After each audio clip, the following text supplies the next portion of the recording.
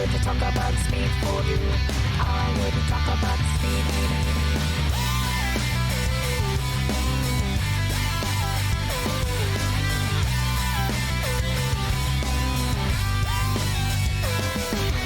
I would talk about speed for you. I would talk about speed. I would talk about speed for you. I would talk about speed.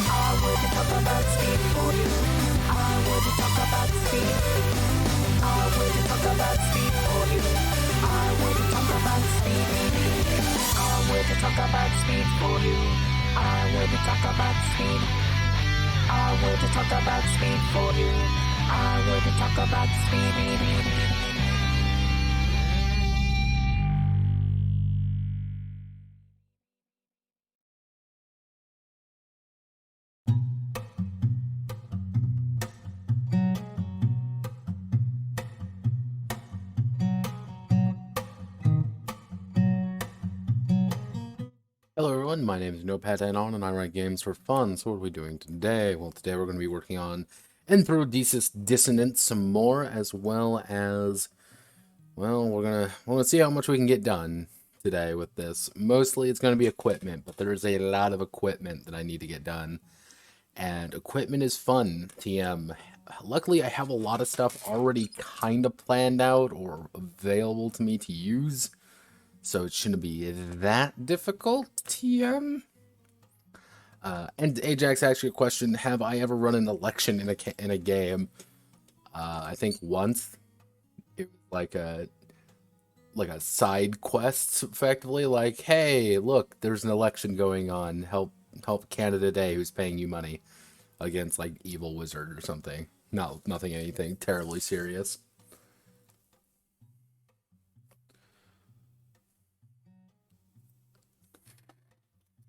All right, so what happened in between things? What's the gist? What's the gamer moment?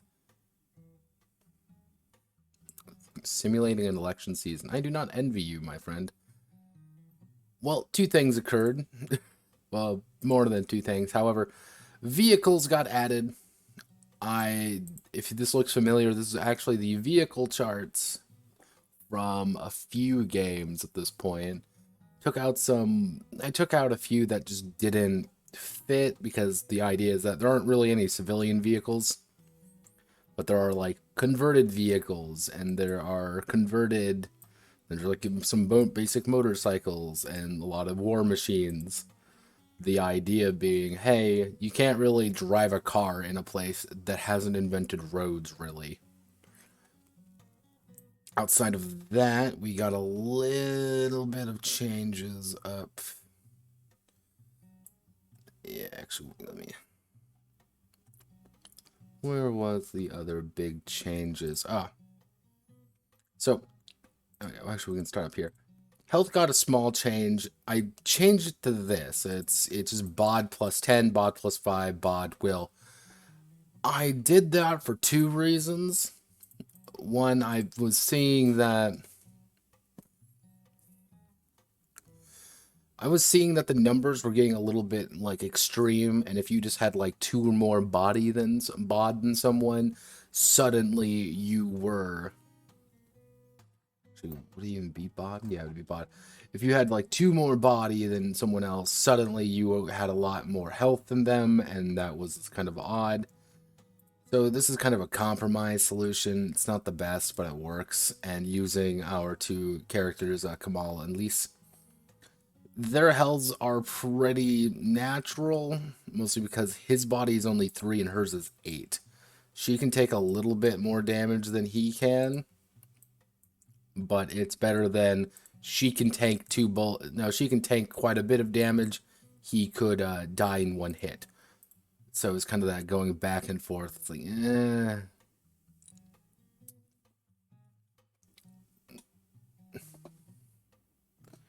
yeah, that's definitely something you're doing there, Ajax.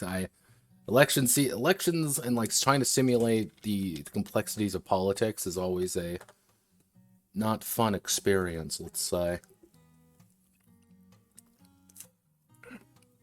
The only other major thing I changed was how burst fire and spray works. Effectively, burst fire and spray, you burn up to a number of ammunition and then you you gain more dice to it. That's the thing. You either close or you are far. That's it. Which that reminds me, I should technically add ranges. I have no idea. See, the thing is, like, how I have things set up, I have no idea where to put certain things in this. But I was going to be using kind of range bands for it, just because that would be the easiest. And some work, some don't for that. The only other big thing is social interactions got a little bit of updating. Things are a little bit cleaner. And I did put in one big optional rule, which was, hey, overall, when you meet someone in Shinchaku, there's a good chance they probably don't speak your language. And it's going to be a lot of, like, vague hand motions to try to get everything. Which is, like, one of the difficulties of, like, we can't really talk to these people reliably. We'll just force them to do something. And then when residents, it's a lot of, do they know trade speak? If the answer is yes, they know trade speak. The answer is no, you're not having conversations with them. Fuck you, that's why. I also had a note on racism, because racism... yeah, turns out people suck. And the idea is, like, everyone's a little bit racist. Hate to break it to you all. But it's kind of a natural state of being for a lot of people we do not like the other person over there. And it doesn't matter whether or not we were cavemen in caves to even modern society. That's still a factor. If we were to be introduced to a completely different set of people with completely different ethics and completely different ideas, yeah, there would be some tensions. And I'm like, have that play a factor in things. Things are going to get real complicated real fast if you don't kind of play up that idea of, hey, yeah, the elves really hate goblins. Like, they just dislike them. However, goblins are the ones who work in the factories pretty consistently because they're okay with that. But people also don't like them that they work for cheap because they don't need it. They don't need shit. They're perfectly okay living in fucking squatter shacks. So it's like tensions everywhere. No one really likes each other, and it's that push and pull. So let's get on to equipment. No.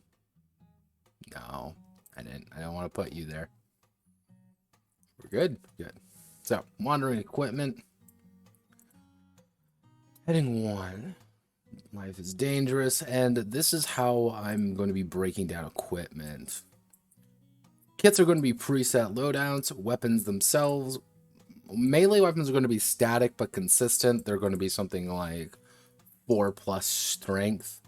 Shit like that. Not really complex, but that's not the point. However, range is sporadic and dangerous. It's the idea of like a handgun. Let's just do like a very basic light handgun. This is like a 9mm. Is going to do something like 2d6 damage. That doesn't seem like a lot, but 2d6 damage is gonna fucking rip through someone.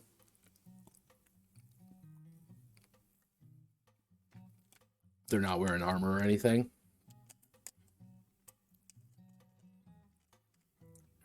But it's going to be like 2d6 plus successes in your actual damage. So that's going to be a little bit odd there, but that's the point. It's a gun. It's like, how do you introduce a gun to Fantasyland? That was kind of the big thing. I had to watch a lot of videos on like people shooting like chainmail with bullets. And it's like, okay, what does that actually work? Armor's gonna be real funky, because the idea behind armor is that it's going to be like, we'll do like light body armor. Actually, well, it's like, we'll call it like chainmail is going to have a DR of 4, a DR of like 6. It's going to reduce damage by 6. If you get hit with something, it's going to reduce the damage. It's pretty consistent. The problem is, if you get hit, you're going to take stun damage instead, i.e. you're going to reduce your initiative. So, if I take 4 damage, I'm not going to take any physical harm. I'm just going to have to reduce my stamina by 4. I'm not going to reduce my stamina. I have to reduce my initiative by 4. Because I'm just getting hit, and, you know, we're kind of going back and forth. So, it's that kind of slower back and forth of like, okay. Now, when a gun gets introduced, this is where things get a little bit complicated, because guns are pretty much going to be able to ignore ancient armor, DR by half. Like, oh wow, my plate mail's really cool, and it's like, yeah, your plate mail's really cool. I have a gun. Like, a 9mm, if you shoot him, it might not go all the way through if you get unlucky, but it's still going to hurt like hell. However, modern body armor, we'll just do like light body armor, is going to look something like PD2 DR4, DR5. So it's the idea of, let's say I take, 8 damage. Normally I would reduce it, I would reduce it by the DR by 5. So I would take 3 damage total, and I would take 5 stun damage. Perfect defense means I'd only take 3 stun damage from that. So it's gives a little bit more leeway on how to calculate things, makes it a little bit more complicated, but nothing is ever really going to save you from a straight up gunfight. So if you do want to get into a gunfight, try to win. Like, be smarter than them. Get behind cover. Make sure they can't hit you.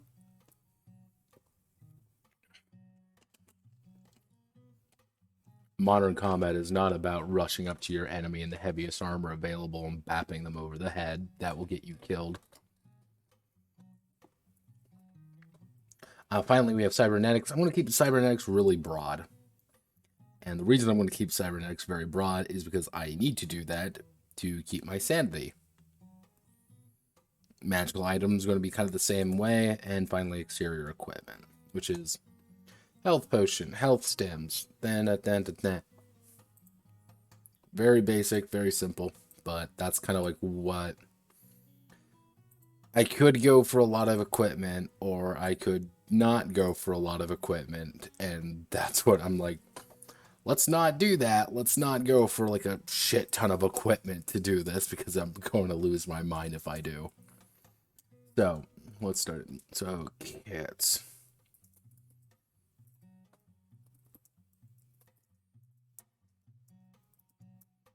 A wanderer's life is one of chaos and situation. Impossible to fully tell.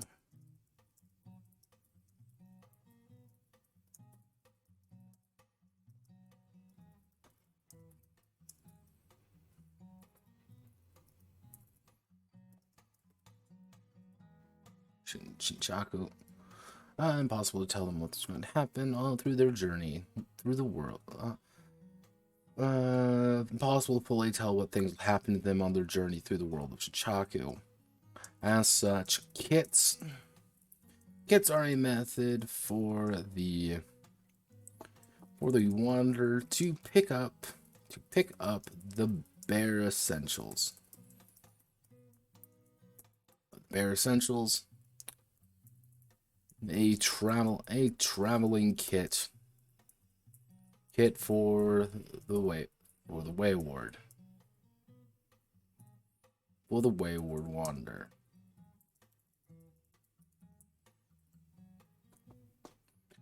Each kit costs one resource to acquire. Kits are supposed to be cheap. But they're kind of packed together, let's say.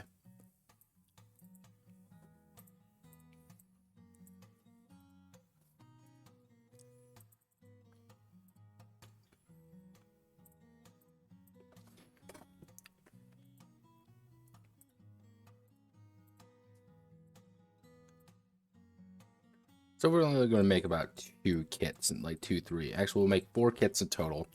We'll do the we'll do security forces kit. We'll do traveler's kit, merchant's kit,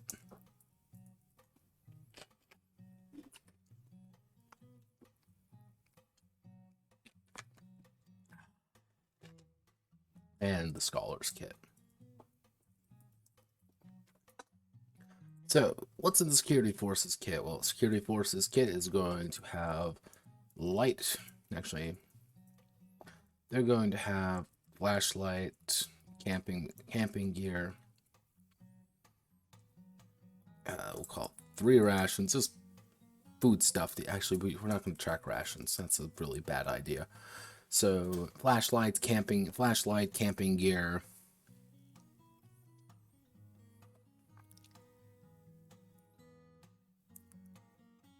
And actually, I could do.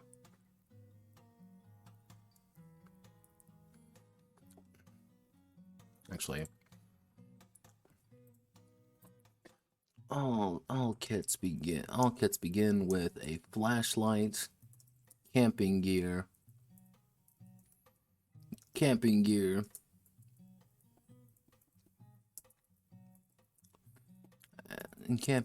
and a. Actually, we'll do a pocket. Actually, a compad for humans, or a speaking stone, for a resident.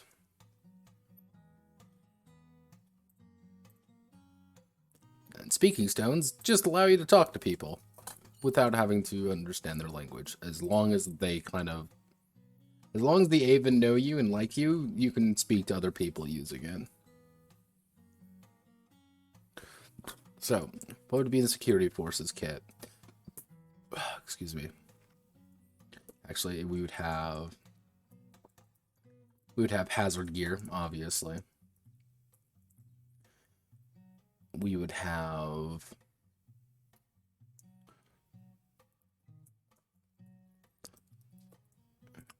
handcuffs. Actually, let's do TTRPG gear kit. What kind of gear kits do we have?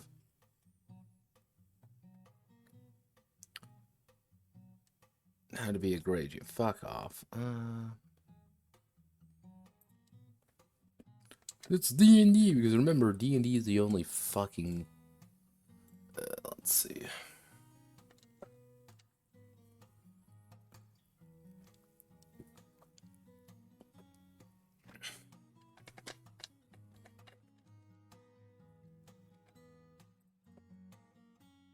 Actually, it would be,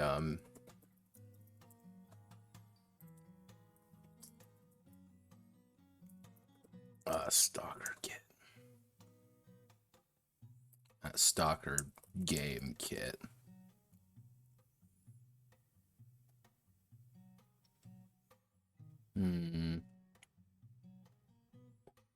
Actually, let's, Stalker item. Let's do Stalker items.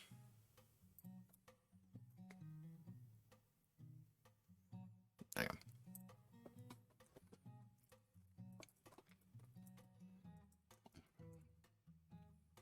Medical kit.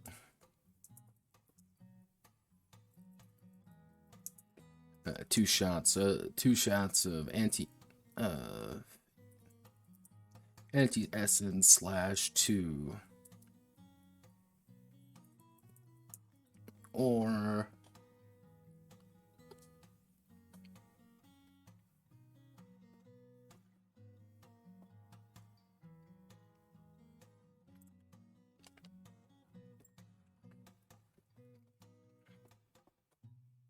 what would a security force of... What would someone who has to go out and deliberately hunts things, what would they have go out? This is just medical gear and things. You're a security force. You're a man with a... You're a person with a gun or a person with a weapon sent out to do something. So if you're a human, you have 2 shots of anti-essence. It's pretty much the idea of you stab yourself and you reduce your essence by that amount. If you are a fantasy warrior, actually 2 health potions. Traveler's kit, you're going to have a large backpack. Ration gear. Actually, we'll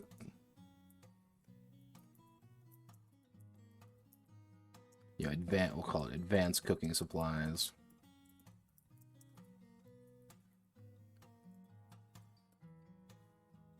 Map / cartography tools. 1 shot of anti-essence, or one health pot. Actually, it would be med kit, or 1 shot of anti-essence, or 1 health potion. That's all you're getting. A merchant's kit. It's going to be 6. Actually, it's going to be a large backpack again. 6 trade goods. Artisan kit. Or let's see. If you want to be an artisan, it would be that. Or it would be a map, or artisan kit, a map, or a performance gear. And then it's going to be a med kit, or 1. And then you would just have a med kit, probably.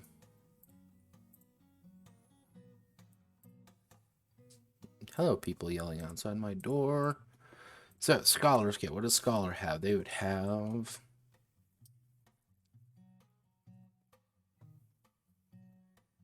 Well, they would be someone going out of their way to try to find things. So they would have surveying tools. Writing... what I'm going to say is note-taking utensils. Handbook, and they would have 2 shots of anti-essence, or 2 health potions. Humans can't drink health potions unless they want to get essence.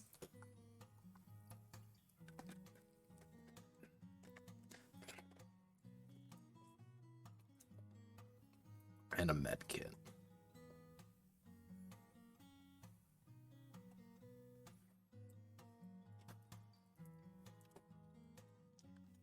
Alright.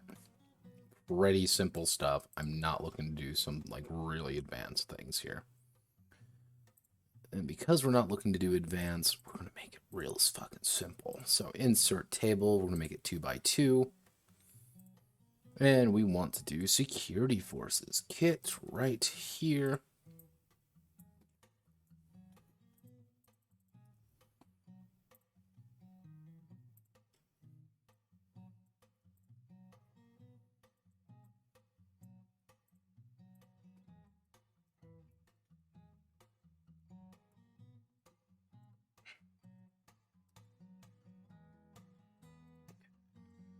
You Control Shift 8.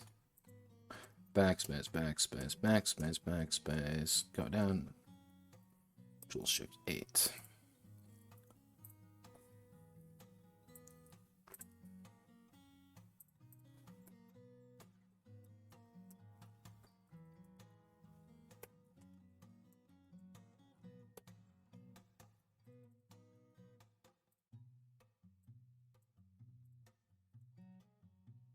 You notice I'm not giving them any weapons or anything because they're going to buy that themselves.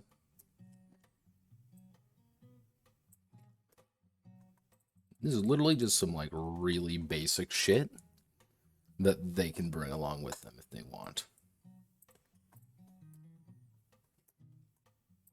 Get in the mood.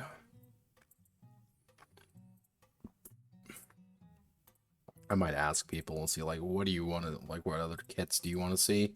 Or do you want to see any more kits? Or what do you want to add to these kits? That's going to be kind of a, how do you all want to do this? Yeah. So, now we get to go to weapons. Let's see, the tools of war. Weapons have, actually... Between the people of both worlds, one thing has remained consistent. War and conflict has always been a part of their culture. From the terrible conflicts of Earth to the decades long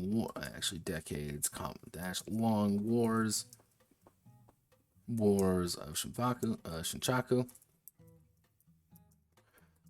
The words.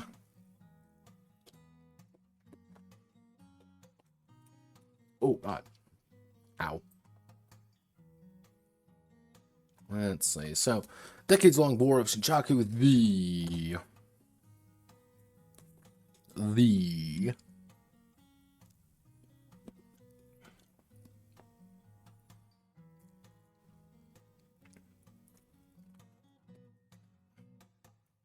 For the next best weapon has been a consistent one. Actually, it has always been a desire. Actually, we'll say weapons come into variety. These melee, ranged. Melee weapons require the character to be since I haven't got the distances handled yet, we'll call it close. Requires a character to be close to be used effectively,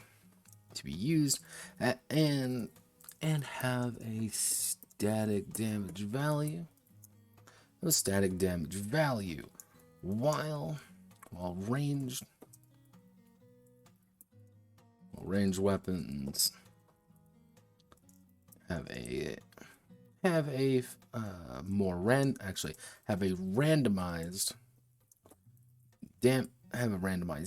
randomized damage, but can be used within their range category. That can be used if the character is in range. This should be fairly simple, but you should say these things, because if you don't say these things, people are going to have to make decisions in game, and people are stupid.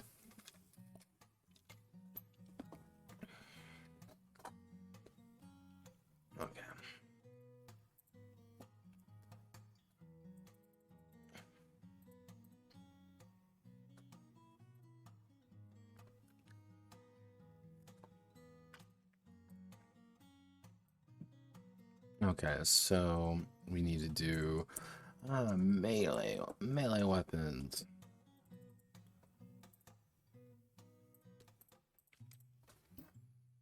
See, half of me wants to adapt everything from the lexicon.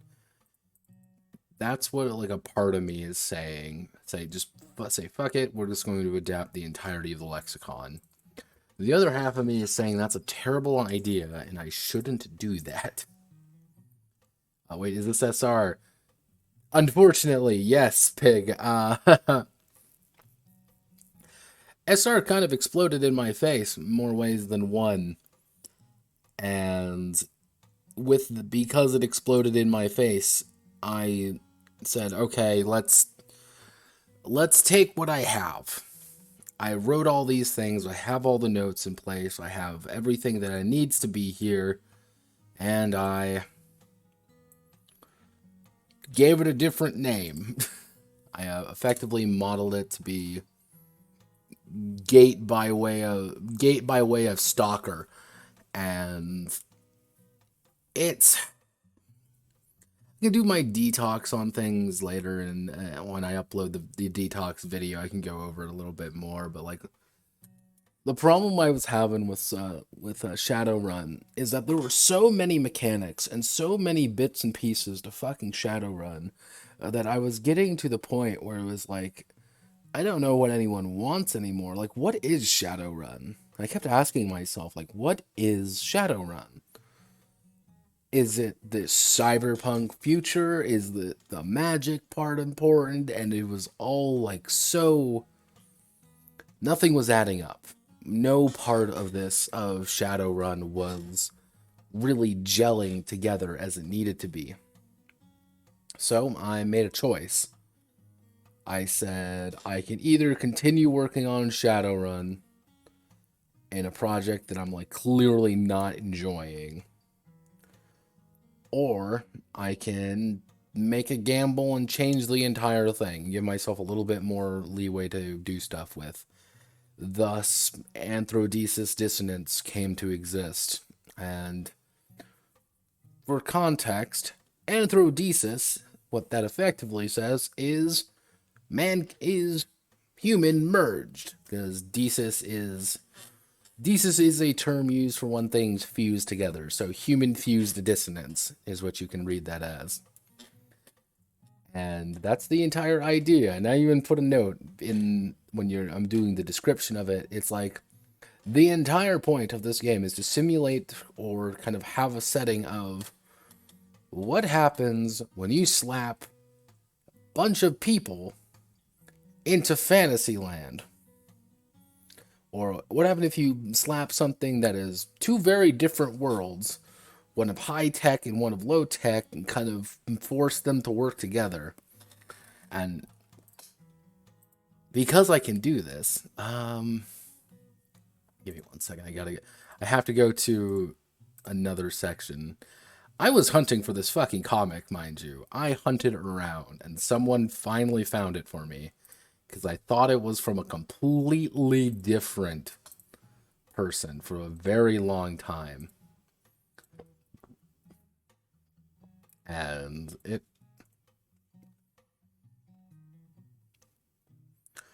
this is by Bullet Corp. 1 second, I can get rid of this real fast.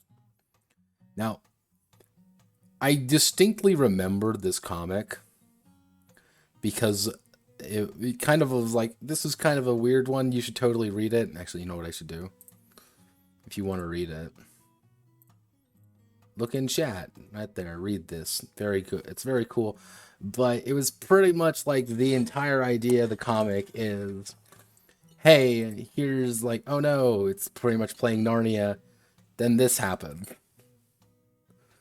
It's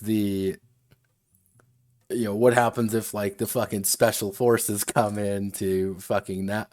The magic world exists. UN have already sent a mission to find hostages who have been crossed the border by mistake in the last 10 years. And all the things that occur with it and all the problems that emerge from Like,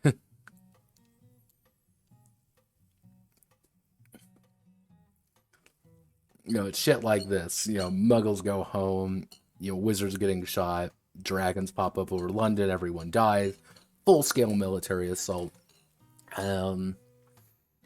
Where was that one image that sold me on this? It was this one right here. I don't know why this particular image just in like this one is always kind of stuck in my mind for some reason because I found it funny. But then I'm like, that's kind of profound in its own bizarre way. Where it's like, hey, here is fantasy. Here is not fantasy. What happens when they merge together and all the problems that go along with it. And I think that's the part of Shadowrun I loved. Like, honestly, I think that was the part of Shadowrun I liked the most. So I said, fuck it. And I decided to make my own. With that exact same pitch. Except worse. So, where were we? We were in melee weapons. Let's do melee weapons.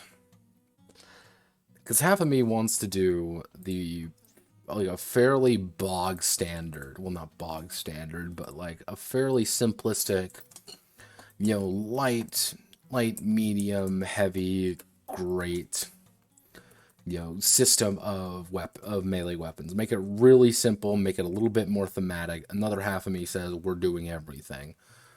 And yeah, I should do everything, shouldn't I? Yeah, I should. Alright, well, let's start doing the fun part.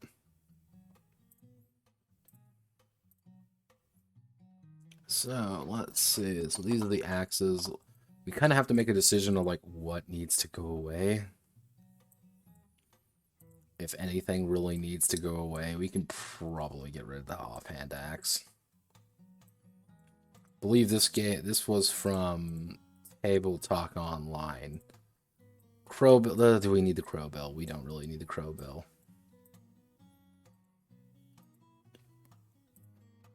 An attribute bonus damage. Yeah, okay, so strength, or actually it'd be bod or strength. Bod or strength. Bod or strength. Martial or basic.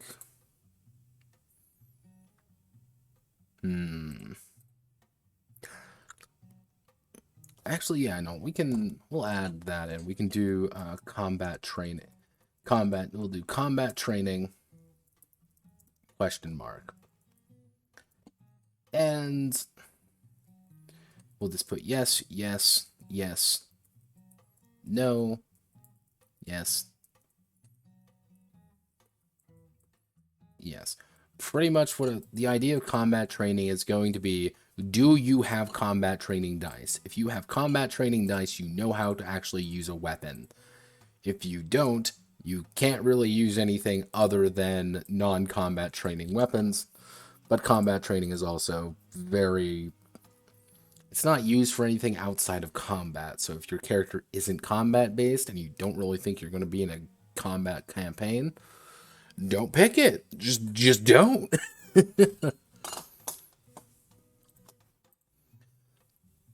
Actually, we don't really need combat training for just like an axe.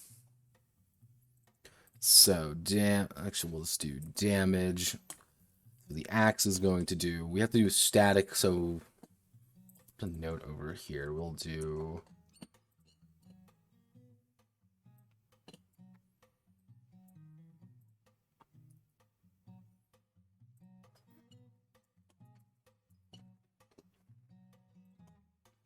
so let's see, 2d6 would be 7.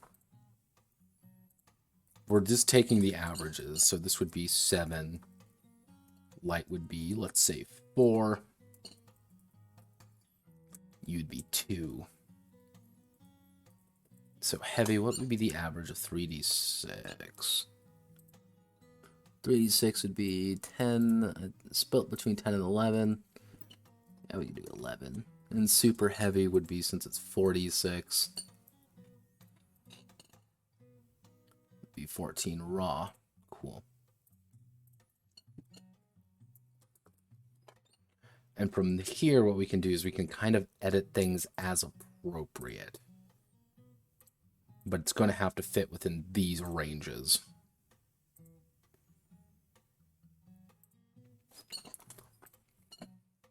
Okay, so axe medium would be, okay, so 7,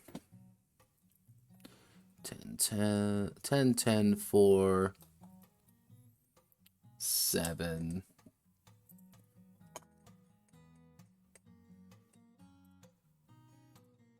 Actually, 11 would be 11 and 11. But what we can do here, let's put it at, so the battle axe, let's make the battle axe 10. Make the executioner axe 12. Long axe is 14. Hand axes will bump you down to 3. Pole axe we can bump up to 8. There we go. Nice and easy. That's literally what this is going to be. So, okay, we've got buy this axe. How are we going to handle stun? Stun's just going to do stun damage, obviously. That's just how that's going to do. So, combat training, ball and chain. Yeah, we never need the ball and chain. Why did I put the ball and chain in this game? Like, we don't really need the Juggernaut Maul. The Juggernaut Maul was a meme. We also don't need the Gauntlet. So, combat training, no. Combat training, yes. Mace, no. Actually,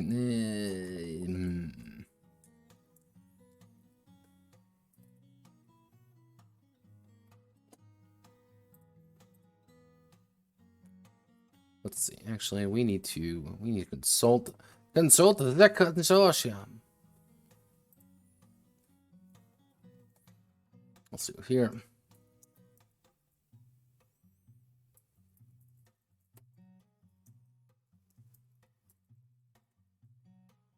Actually, dealing how comfortable.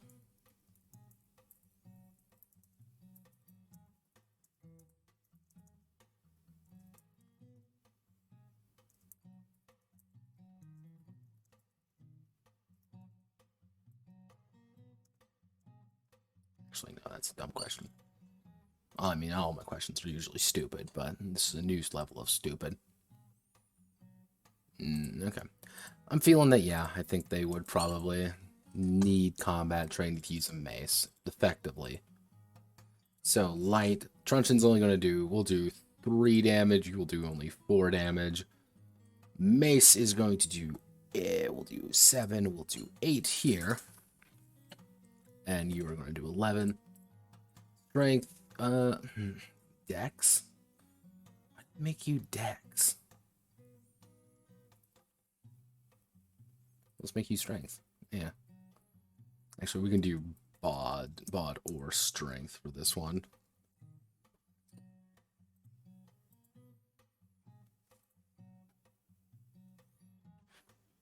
Spoilers. We like spares now, don't you? What doesn't need to be here? Guardian Thorn, begone. Naginata, begone.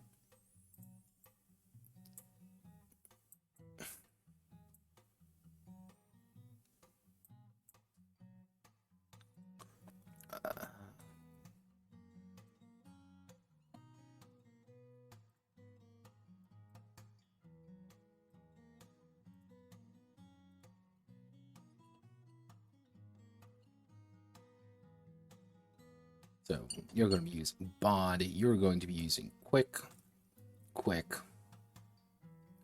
So you're going to be using bod or strength. Bod or strength. Bod or quick.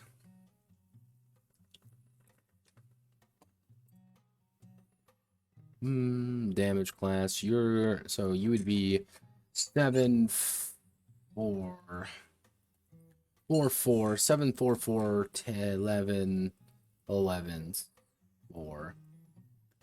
So we can, but we're gonna dump Dueling spear down to only 2. It's not going to do that much damage. It's not the point to do a lot of damage. It's a dueling spear. It's used for the dual wield.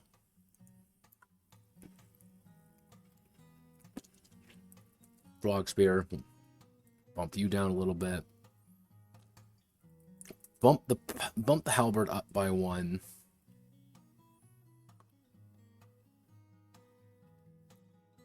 Keep the pike low, but it has gory.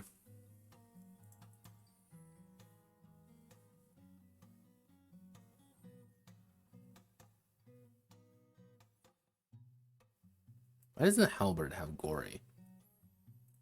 What? Why does...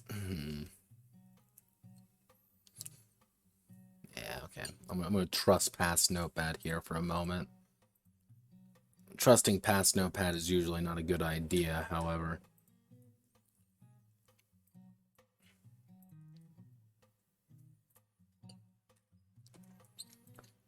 Sometimes you must believe in him. Oh, God, do I...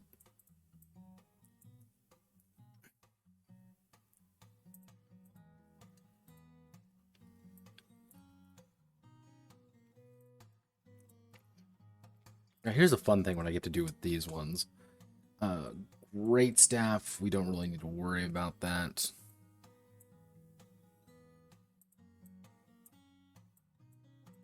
We're just going to do the iron tip staff, and it's two-handed, unwieldy. We're going to do stun. It's going to do stun 3. Actually, stun 2. And you're going to do stun 1. What does stun do? It's going to knock your ass on the ground. Strength. Damage, we're going to do 10, and damage is going to be 3. You're going to be whapping a bitch with a stick. Two-handed ubiquitous stun 1. Yeah, no, there's 2.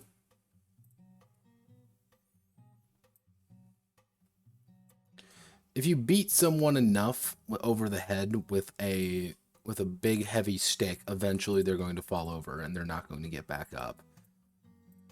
However, it's going to take time, obviously. So, what doesn't need to be here? Flissa, I'm sorry. I really like you, Flissa, but I can't have you here. Guard dagger can probably go away. The knife has to stay. The rapier. We can cut... We'll cut the Zweihander. Sword, stiletto, short sword, great sword, bastard sword. Do we want to cut the bastard sword? Yeah, let's cut the bastard sword. Kind of a bummer we gotta cut it, but we want to keep the list at least a little bit manageable.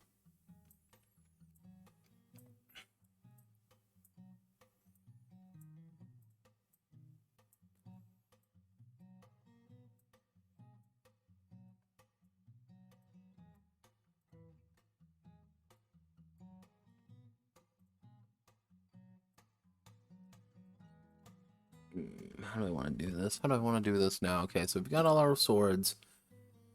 How do we want to do damage on the swords now? So, great sword is going to be, if we go by our averages, 11 to, actually 11 to 4, 4, 4, 4, 7 would be our basic ones. However, these are swords, so we have to accommodate that. Knife will make 3. Great sword will bump you up to 12? 13? This is a giant fuck-off sword. Yeah, we'll make it 13. About a little bit weaker than the long axe. We'll make it 12. The rapier is going to be 5. The saber, we'll keep it at 4. The short sword, we can bump down to 3. The stiletto... Actually, no, we'll keep you stiletto. We'll keep you 5. Bump you up to 5. I'll bump the short sword up to 8. So strength. So that would be STR or quick.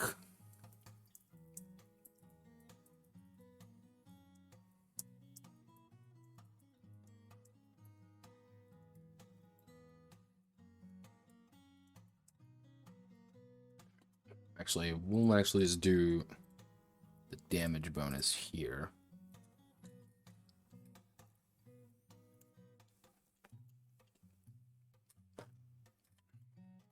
Strength is kind of the big boy stat for these, but that's kind of the point.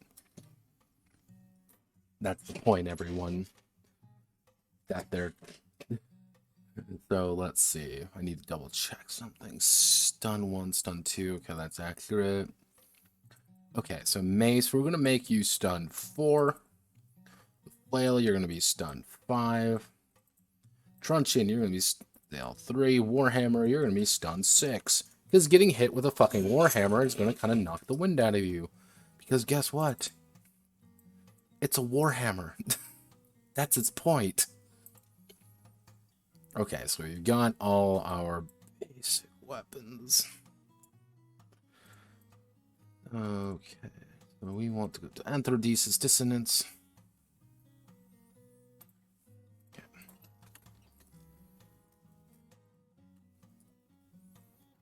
What we can do right now, let's make sure this actually looks correct. It doesn't, but we can believe it does. So let's do middle, let's do center, let's center it. I said okay. There we go.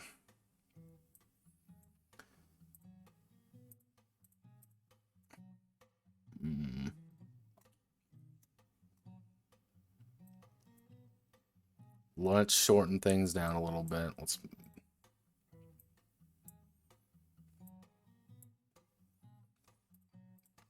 Oh yeah, oh yeah, oh yeah, oh yeah.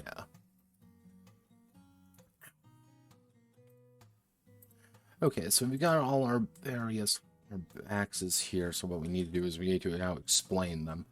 So, a melee weapon has a...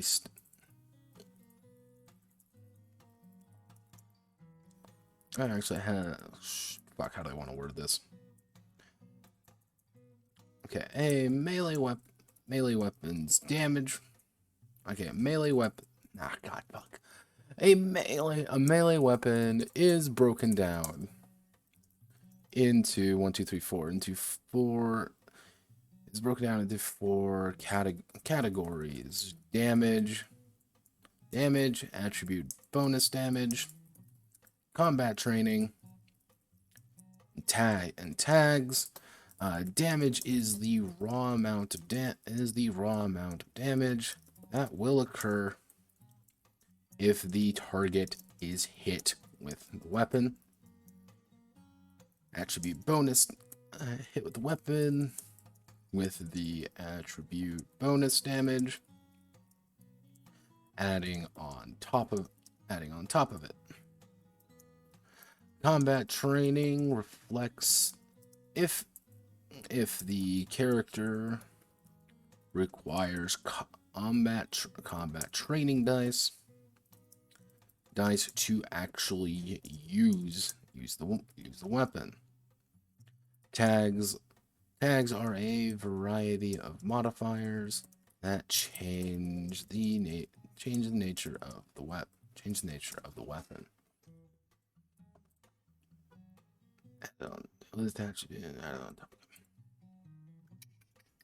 We're thinking. We're cooking with gasoline now, kids. And we have gotten officially in an hour. Fuck all done. No, we got some stuff done. It's mostly just gonna be copy pasting at this point. So, okay, we need combat training dice. If you don't have combat training dice, you just can't use the weapon because it's not useful to you.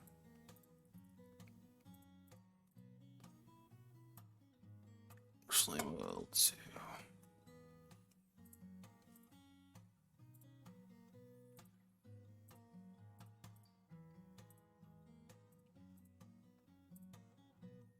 Actually, what we can do, is Control X.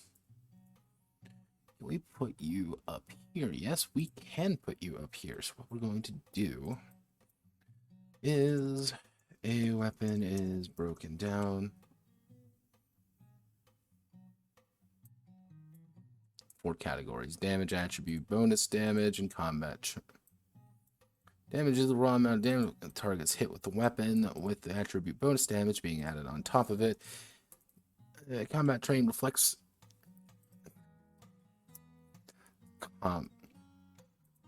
We'll do that, and then we'll do combat training. Combat training is the indicator if the character requires combat training dice to actually use the weapon effectively. If a character with no combat training attempts to use the weapon, they have a plus 2 plus, we'll do, plus 2 TN to all attacks. So if I need to shoot someone using a gun that I am not trained in, or using a weapon, I need to hit someone with a weapon that's kind of awkward. Guess what? I'm going to play a plus 2 TN. If I need to hit a 5, I need to hit a 7. 7 successes now. If I need a 3, I need to hit 5 successes. Why? Because the thing is awkward and difficult to use. Which does bring me to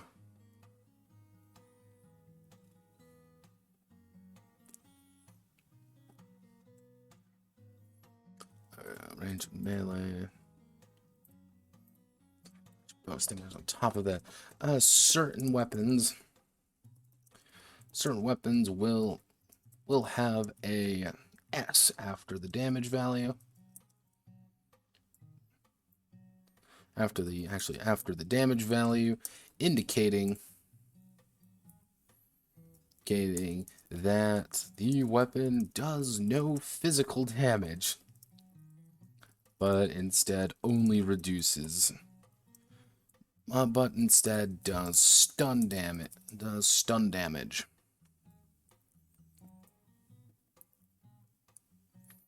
And finally, we have to do.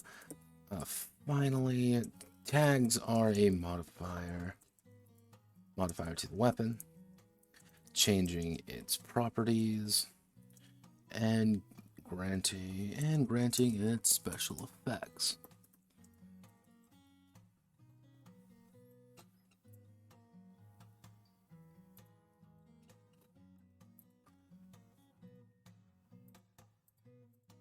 So we need that S in case we need to do stun guns.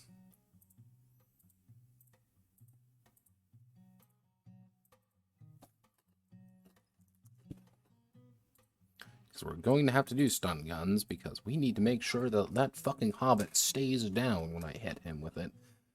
Does bring me to...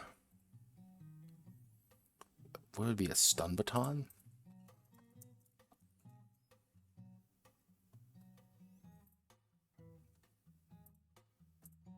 What is a stun baton? Yeah, no, they exist.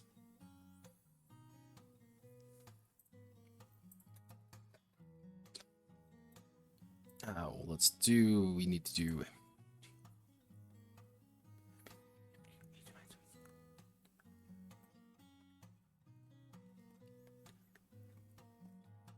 need to put you above. I'll put the stun baton here. You're only going to do 4 S damage. You're going to be adding NA to it. Not applicable. Combat training, yeah. We'll say yes for now. Tags, it's going to be... nah, it's actually going to be, we'll call it concealable. Where is... concealable is still, yeah, concealable is still a thing. So yeah, it's concealable. That's the only... does 4 stun damage. If I hit you with a stun baton, your ass is probably going to go down pretty quick. Because it is a stun baton. But it doesn't do any physical damage. But what I can do is something like this. So it can do, like, 2-6. So it does 2 physical damage and 6 stun damage. So if I hit you over the head, if I hit you in the side with a stun baton, I'm going to do 2 physical damage if I actually hit. But what the big thing is, I'm going to do 6 stun damage if I hit. That's the big thing. Let me see what we do here. Spear category.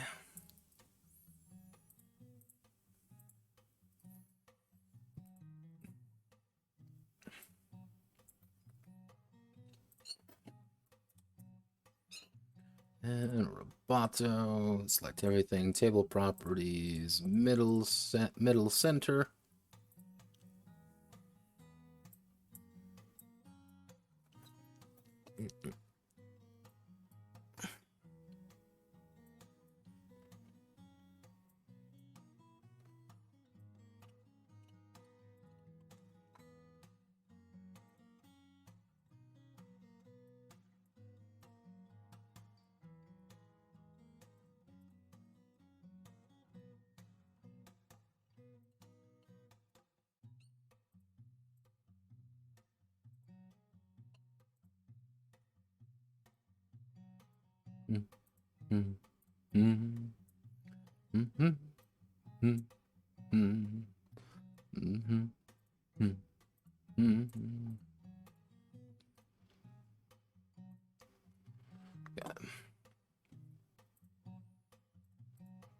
Do I need a list of weapons and stuff? I do still, don't I? And finally, swords. Sweds. If it was my friend, he would say I believe they were pronounced sweds. He would annoy the shit out of all of us, and we all love him for it. Shine on. Shine on, Crazy Diamond. So let's see. Center of that. Table properties. Middle, center. Okay.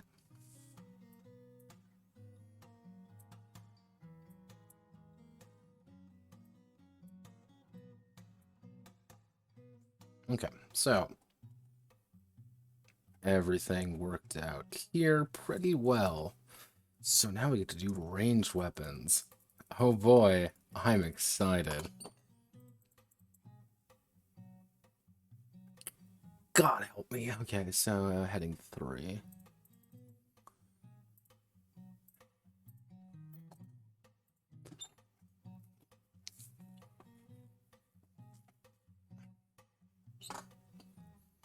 Okay, so this is where things get a little bit complicated, because these are our guns. Because we're going to be using the guns. Do we have a doof?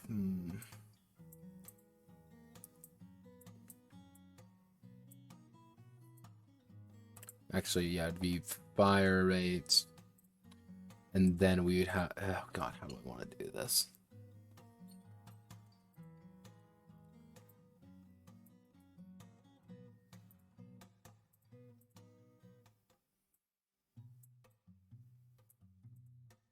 Do I have any better method of doing this? Do I have...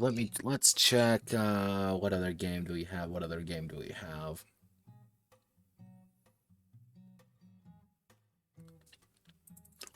Are you Sold Out Sans Identité? That might work. The problem is with Sold Out Sans Identité is that it's based on flow motion combat. And flow motion combat is nothing like what we're dealing with here.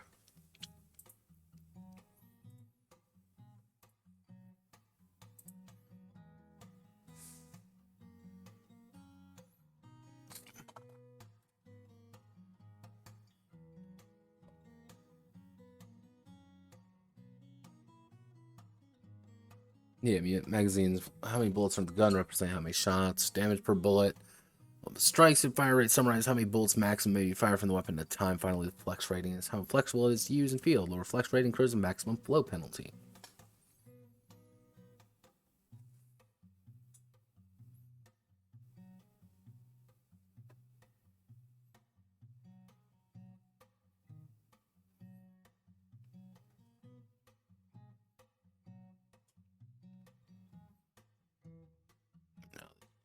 So, see, the beautiful thing is, so let's say we need to check.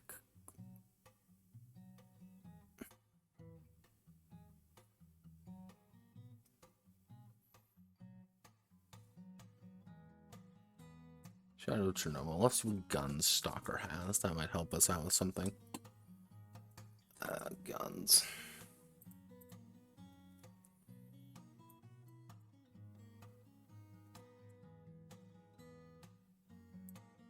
Okay.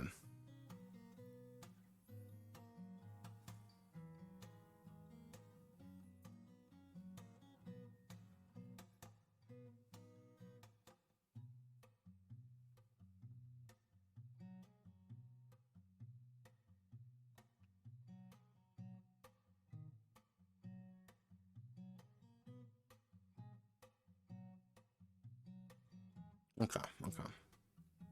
So, alright. So, we need to make guns. We need to make guns pretty, and we need to make the guns work. Because we need to make guns work, let's work on the most basic auto pistol possible. So if we go to, let's see, Shadowrun 5e weapons, we just want to make, I just want to see what a pistol looks like. That's all I want to see. I want to see what a pistol looks like. Ballistic range table, oh god.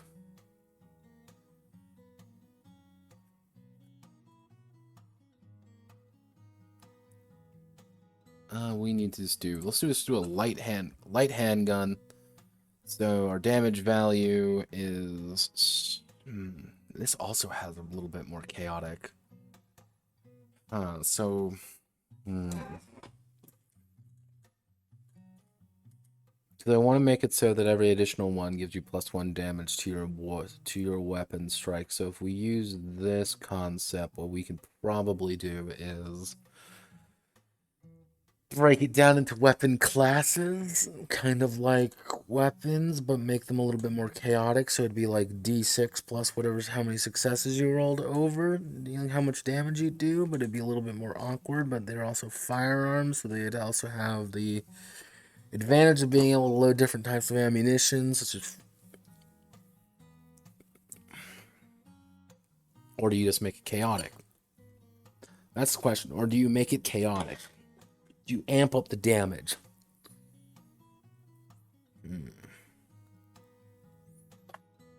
Okay, let's think about this. So this is a basic. Let's do a light handgun. This is 9mm, 2d6 plus 30 damage. That is instant death for someone. Cut the 2-hit bonus. Yeah, let's cut the 2-hit bonus. We don't need that. Or do we need that? Do we need a 2-hit bonus on guns? Because these guns are mostly derived from Cyberpunk 2020 guns. This system is mostly derived, okay, yeah, this is the right one. Because this is how it works in Cyberpunk. You have a D6 damage amount, and like people don't usually forget, like Cyberpunk was really deadly. Like Friday Night, there's a reason Friday Night Firefight is so popular and like such a big idea, because Friday Night Firefight was really fucking good. You could really make some interesting things go on with this. So I need to do, let's do light handguns. D6, 5mm, 1d6. Okay. Let's pull it back. Let's do 1d6. We'll call this heavy handguns like your fucking deagle. So let's do 3d6 plus 1, then we do 1d6 plus 1. Revolver, let's just do a solid 2d6. Magazine capacity doesn't matter. We'll do fire rate, burst fire. Actually, we can do fire rate, burst fire, spray, and this SPR for spray. So burst fire, we're going to shoot out. We're going to hold down We burst fire real fast. Bang, bang, bang. We're going to be doing a thing. So we want to do...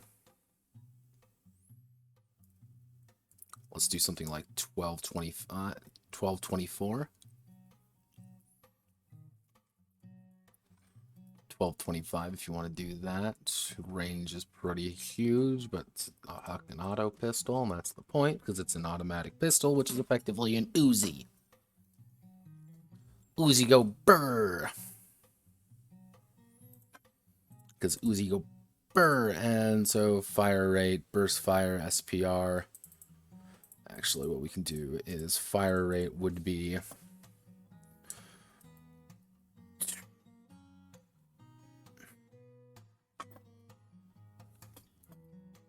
So it would be, let's do 3 parenthesis. So this would be 1 because it doesn't have any burst fire. This would be 2, and so it's going to be 1, comma, burst fire is going to be 2, and it's going to be 2 NA. So your fire rate is 1. If you pull the trigger once, if you go bang, you're going to shoot your gun once, and you're going to hit someone doing 1d6 plus 1 damage. You have a +1 to hit bonus. So you're going to get a +1. It's going to be space, comma, +1b bonus dice. Actually, no, let's just do a +1. Just fucking 1. To hit bonus, d6, actually, plus bonus die, plus bonus die. So, I want to hit someone with my heavy handgun. I'm going to take, actually, no, it wouldn't be bonus, I would be TN, because we want to augment the TN. Actually, so it would be target number to hit. So this would have to be 2, -1, 1, because we need to invert everything. So I draw my heavy handgun. I'm going to aim at you because of the recoil, because of everything. I'm going to pull that trigger and it's going to go wild. But because I know you're good, because I know I'm aiming straight at you, I'm going to aim. I've got all the things. I've increased all my numbers.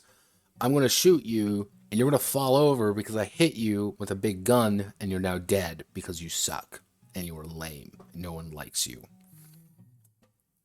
Okay. Don't have that. Light handgun, it's a little bit easier to hit it because it's a fucking handgun. And because we don't have that, we can add in a... We'll do something like this. Do we want to do a 2 hits? Or, yeah, actually, here's what we can do. Range, and then we can do combat dice. Combat training. Then it would be... That would be, yes, you need a little bit of combat training. Actually, hit that. Heavy handgun, yes, you would need to do that well. Light handgun, no. Revolver, yes. To control recoil, well, yeah. Or would you need... Well, the question comes in. Do you believe a regular person without any knowledge of firearms, without any knowledge of how to fight, be able to grab a revolver, pick it up, aim at something, shoot it accurately as someone who could? That's the question. Does it really change?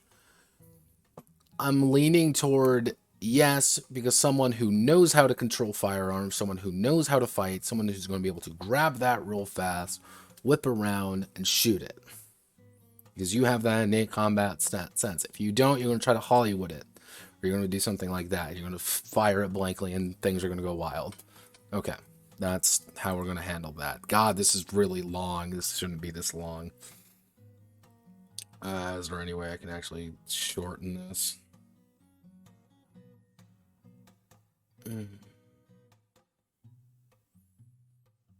Actually, let's check something. It's going to be like that.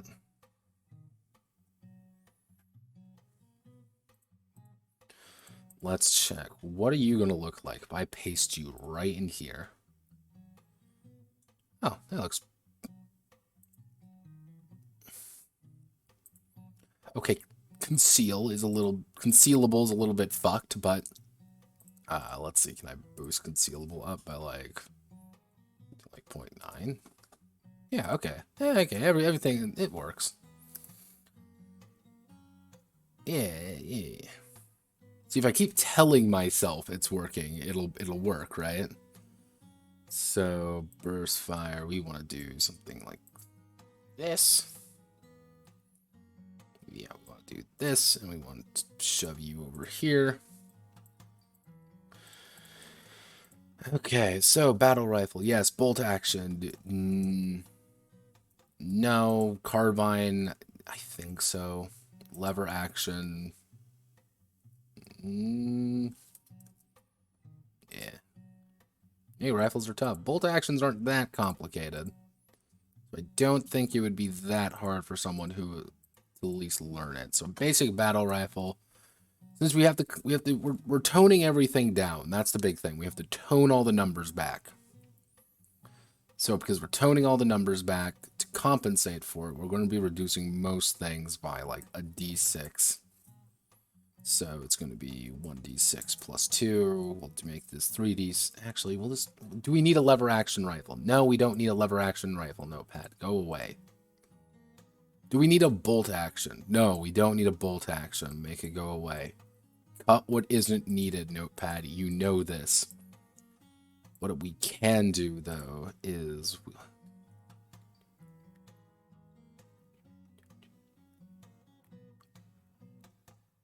So we would actually need to put you down, and we're dealing with d6s. Notepad, we're dealing with d6s. Where's any dice when I need you? Any dice, any dice, any dice.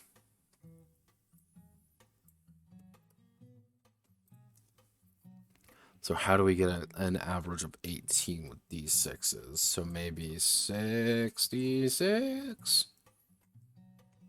Does that produce 18 average? That's a little bit over, so we can do 5d6. Yeah, 5d6 works. That also means battle rifles are like right on par. Do we need tone-bound battle rifles? Yeah, we'll tone you down to 3d6. Yeah, I'm okay with 3d6. So actually what we should do is move you down 1. What we'll call is we'll call it a civilian carbine. To hit bonus 0. What do these things do? 1d6 damage, magazine capacity. They're going to have an 8 magazine capacity. Shitty fire rate, 100-meter range, combat training, no. Distinctly no. This is literally a gun you're going to hand someone who is entering there for the first time, and they are shitty, cheap guns. But the idea is that it is a shitty, cheap gun that you're giving to someone to make sure that they do not die. Because dying sucks. News at 11. So we got +2 hits. We need to make that -1, -1. Damage works. Magazine capacity will keep this roughly the same. So fire rate 1. Carbine 1, 2, 1, 2, 0. 1, 2/0. Actually be NA. Notepad, establish what's normal, please. You have one fucking job. And 1 big ranges, you need combat training. Okay.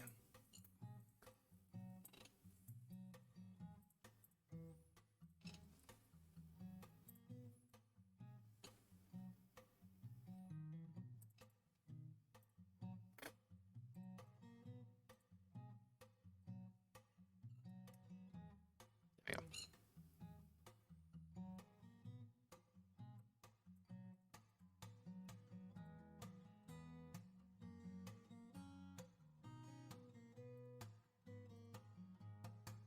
Normal fight, you really don't gotta worry about it too much. Frankly, absurd amount. Shoot again. Oh, I didn't put assault rifle. Oh, I didn't put assaults in. Damn it. Damn it, Janet. Assaults are up there. We're going to ignore assaults. Yeah, I know, we should do assault right now. So assault rifle, we're going to make that a 3d6. Magazine capacity is going to be 30. Fire rate is going to be, we're going to make that 2. So what we can do is something like this.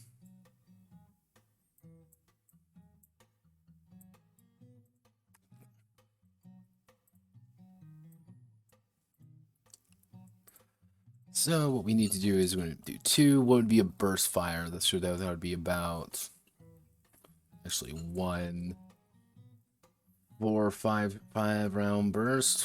Is it 4 or 3 round? Actually, it would be, that one's actually based off the AK-74. So we need AK-74 burst fire. What is the round burst?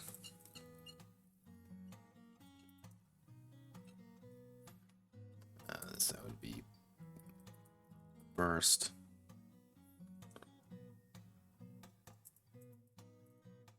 Burst dispersion. I just need a 5 round burst. Maybe a 3. I mean,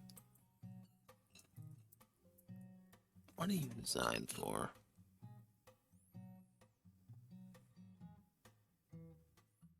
Cyberpunk. I require assistance.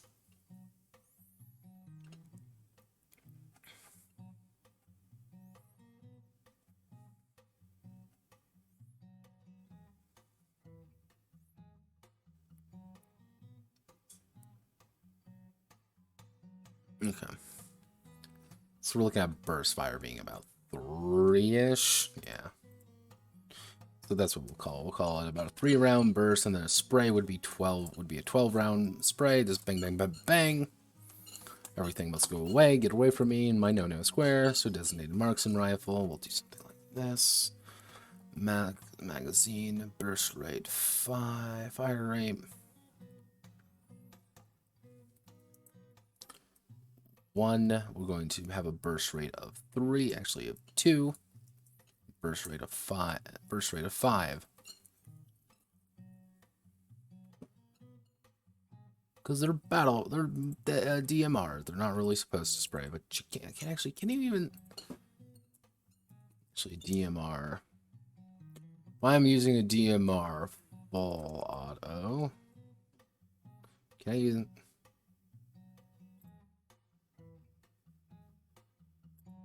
But always semi-automatic. If they're always semi-automatic, we are not going to have that. You can do burst fire with it if you want, but we aren't really doing anything else. Because that's how things work. And for my own mental sanity. Because I'm not insane.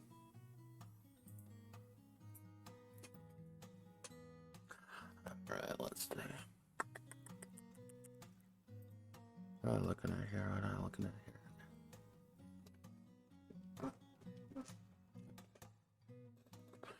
Because you're using a DMR, -1, 2, 1. Damn it. Squad automatic, 2d6, light machine gun, 3d6, 350. Burst fire, actually it's going to be about 5 rounds. Burst fire is going to be about 25 rounds. Full auto is going to be 75 rounds. Because you're just going to hold down the fucking trigger, and you're going to hope everything dies on the other side. You're not crazy. 2d6 hit bonus. You get a little bit of a penalty, big penalty. So you're going to do about 3 rounds for just a basic attack. 25, 50. 1,000 meters. Yeah.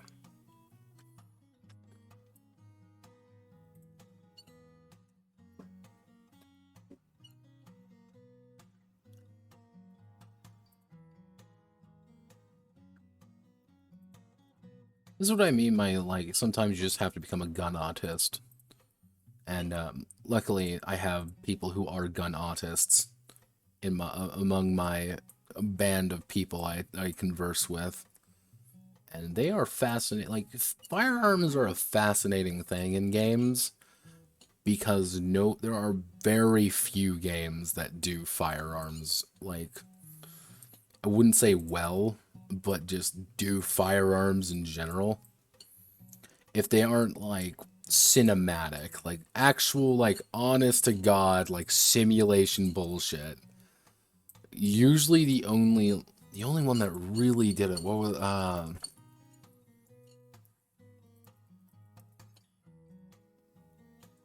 Twilight 2000 is notorious for being real thick when it comes to its gunplay. But that was the entire point. Merc 2000 also does it. What was the other one? Phoenix Command?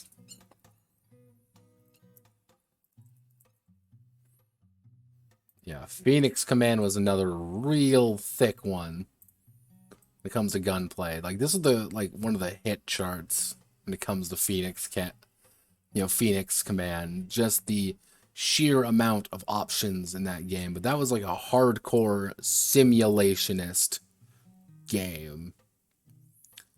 And some people... Phoenix Dawn Command, why have I heard of this before? What were you? I cannot remember. But the people who play those really crunchy simulationist games are the ones who really want that kind of stuff. And it's the Arma game. And I've had people actually say, like, you know, where is, like, I want, what I want for Christmas is I want an Arma game. I'm like, you really don't want an Arma game. Because it would be real simulation. And people get afraid of that, like, quite a bit. Like, it's some spooky stuff. So fire rate 3 NA. Just 1, and sawed-off shotgun, they're going to have 1, 2, 0. Range fit the combat training.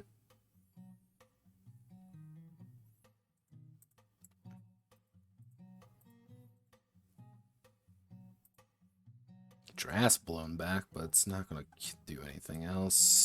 Smidged. Everybody likes smidged.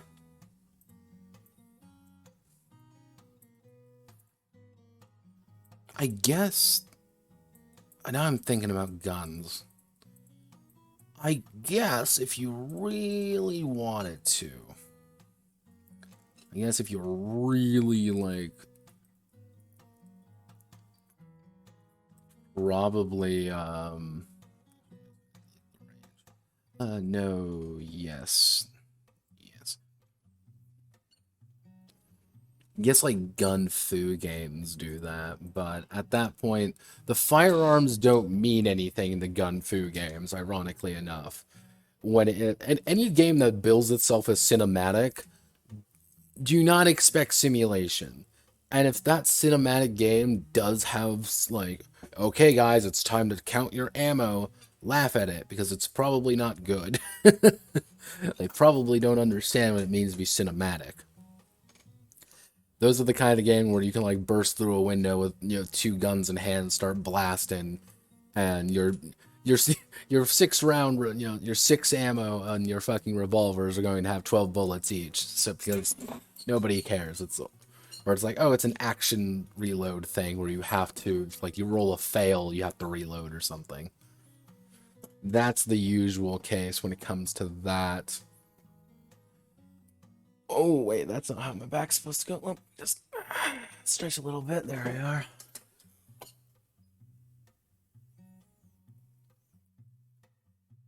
Yeah, Genesis is one of those games I really need to look into. That I really need to just go in there with the silly dice and just take it and enjoy it. Because, like, Star Wars FFG is, I actually really like the idea behind it. The problem is, like, I couldn't get past the tiny dice. The tiny dice threw me for a loop, and I'm like, I can't do it. And I need to just buck up, I need to man up, I just need to do it.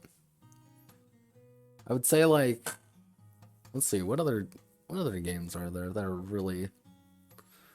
Do I have any really cinematic games in my folder? In my sadness drawer,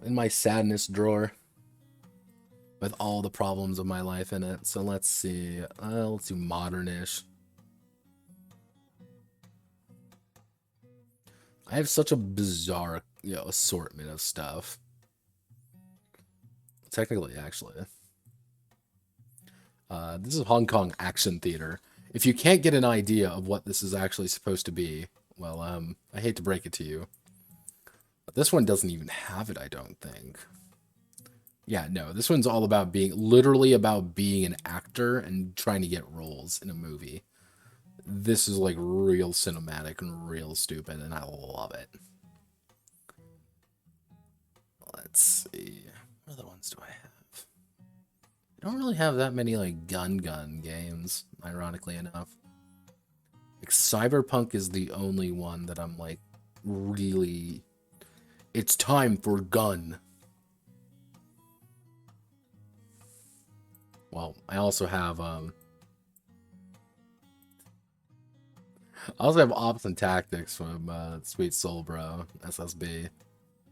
He's hanging around. I still have his autistic amount of guns, but he's already said like what his thing is. He adores equipment lists. That's his jammerino. That's always been his jam, and I respect that immensely.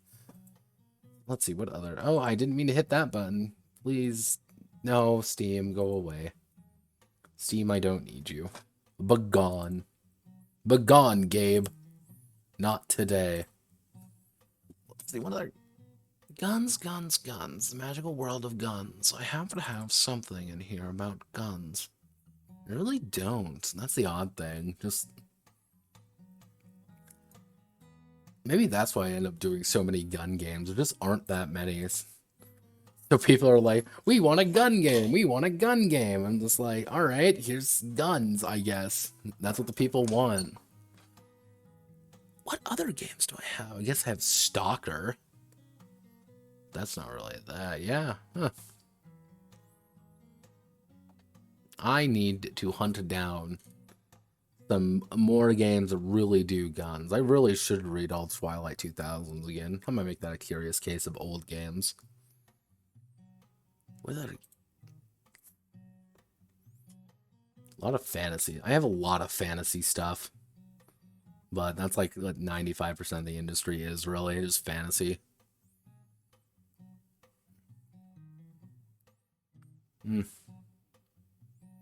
Curious. If any of you ever have a game that has a lot of gunplay and stuff in it, feel free to send it my way. I am more than willing to look at things.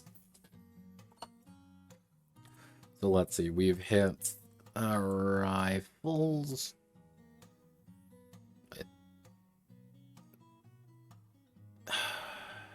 Notepad, why do you do this to yourself? Notepad, why do you do this to yourself? Shotguns. And this would be SMGs. So did I edit the damage already? I don't believe I did. 1d6 plus 3, 1d6, and you're going to be a -2. You would be a -1 because you're a little bit awkward. PDWs are going to be 2d6. Combat training, you can akimbo these because akimbo is cool. So we need to do fire rate of, we'll do a fire rate of, okay. I have a heavy machine gun. This is going to be probably something like a light submachine is going to be like a fucking, not a Tech 9, but like an Uzi. Those are going to be shooting pretty fast, but a heavy machine gun would be, a Heckler and Koch, H&K. If they're an H&K, that means it would be, I can see it in my head, because the one at the bottom, the PDW is a P90. That's how I can always remember it. P90 PDW. Heavy submachine gun, what is that thing? I can see it in my head. It's always like the first gun you get in any shooter. Anytime you go into multiplayer, it's like the first gun that pops up outside of like basic rifleman. It's like, it's time for the submachine gun. And everyone gets mad at it unless you're Counter-Strike, and then you just be a P90. A P90 subhuman. So, let's see, actually, we want to do fire rate. It's going to be 3 by base, 12, and then 25. You're going to have a 4 base rate, about 16 fire rate for actually burst fire. You're going to do about a 12 burst fire. You're going to, yeah, if you spray with a light submachine gun, you're going to mag dump someone, and that's going to, you're going to be a silly boy.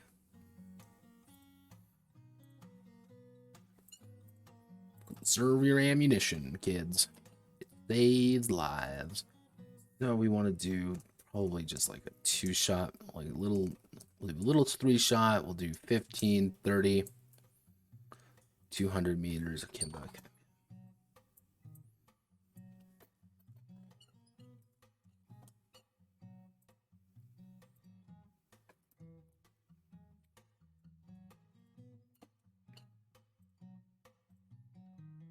Okay, got all the rifles in. Now we got to put the shotguns in.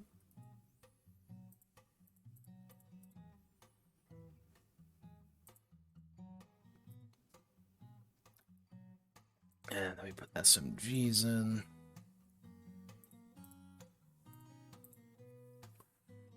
And since, oh god, I always forget. I always gotta remember.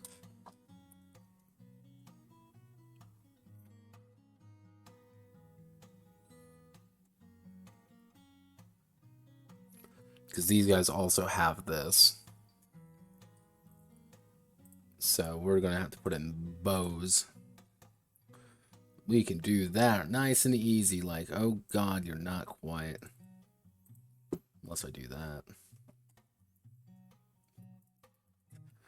Yep, time to be that guy.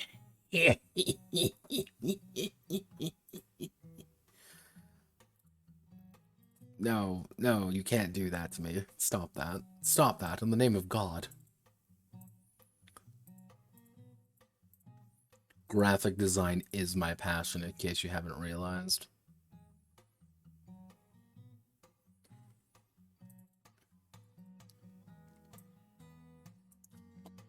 I've actually been like trying to find like courses and stuff that actually help me out with like layout design and graphic design stuff. I would like to get better at it, but it's like, all right, time to go to college to learn graphic design. I'm like, every graphic designer I've ever met is the saddest, most miserable creature alive, and there's like, I hate my job, I hate my life, I hate my degree, and I want to kill myself. It's like, oh, I don't want to go to college for that then. Oh no.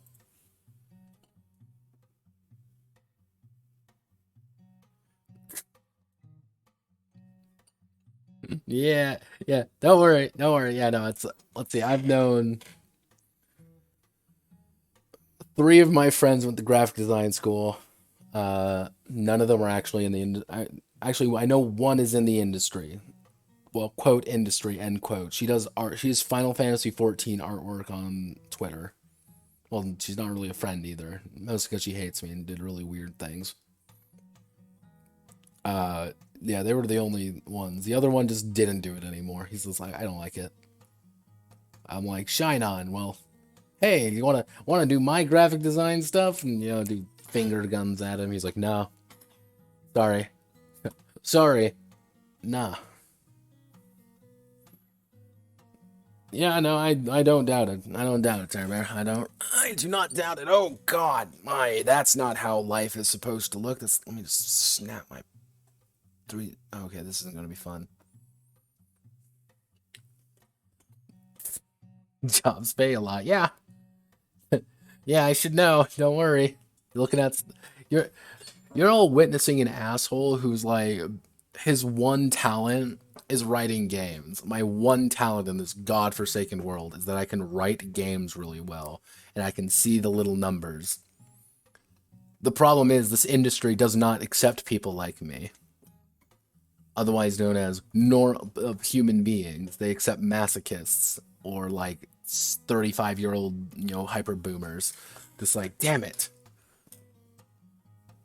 Like,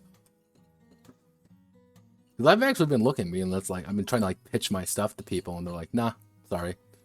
I've asked around too. I'm like, hey, hello, fellow game designers who actually have like a company. Like, how do I how do I make a a portfolio? Wink. And then they're like, oh, don't worry. Let me see it. Like, oh, your itch.io is fine. Here, give me 1 second. I can pull up my itch.io.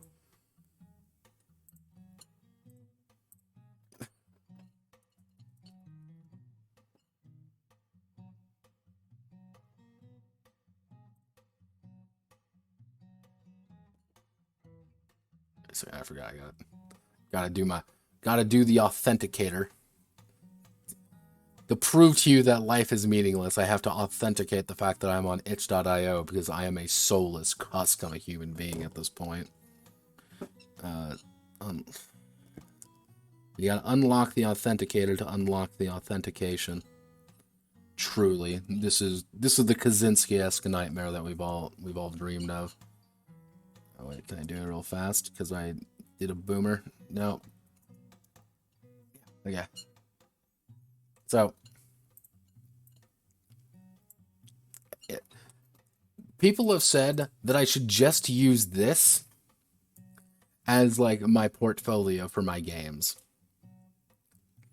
Like, oh, don't worry, this will work just fine. Trust me, as a professional, this works just fine. I'm like, mate, have you seen this? Like, I don't think you have seen this. This is a shit post I do. These are not good games. These are cheap games I have PDFs of.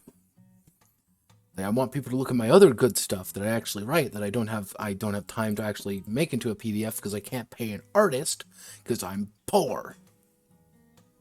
And and unfortunately I can't really just snap my fingers and summon my genie artist to show up and do things for me. I am unfortunately not Aladdin. So it's like, all right, how do I do this? And nobody knows. Or I just redirect them to, or they do the one thing that I find hilarious, or like, oh, well, just send them your site. Now my phone's gonna ding saying that I've been here.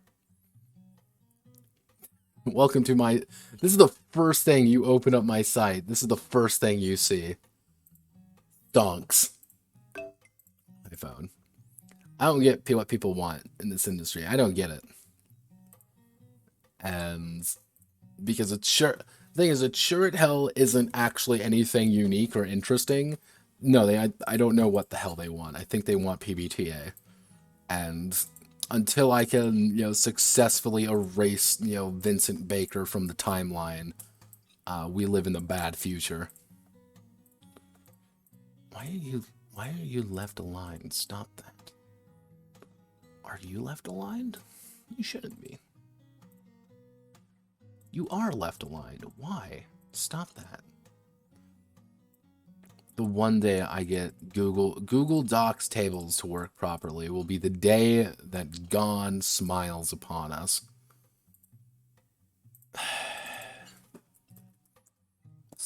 There we go. Cool. Okay, we got everything we need. So this actually brings me... This is a new one that I have to do. So we need to go here. And we need to do... We will do... Ancient Arms, fire rate. None of these are going to have advanced fire rates, like none of them. So let's do weapons and stuff again, because we always got to do weapons and stuff.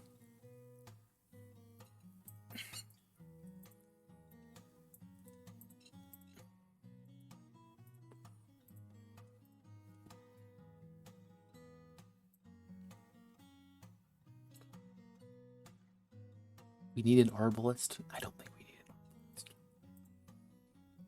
arbalist. Crossbow. We'll cut the crossbow. We'll also cut the mechanical crossbow. And the repeating crossbow. You just have 2 crossbows. Why? Because I hate you and I hold you in contempt. So let's see.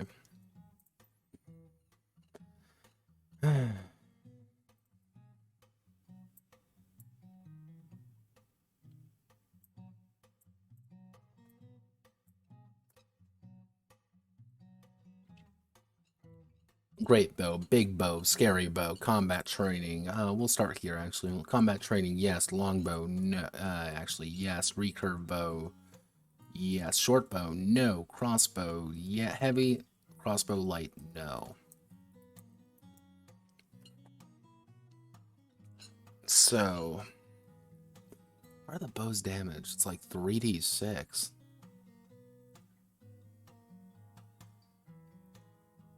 All damage as a knife. Jesus. Okay, so we need to do. Do I even have like bonuses or anything?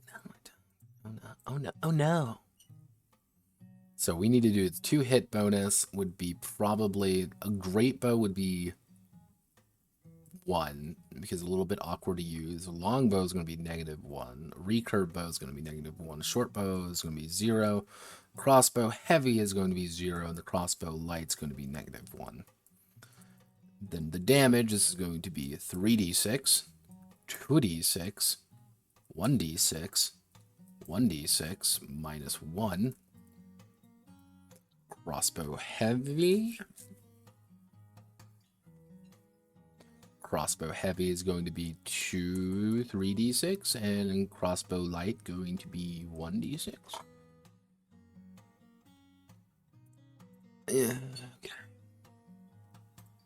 Magazine capacity. You are all going to be flummoxed when you figure out how many things can be held.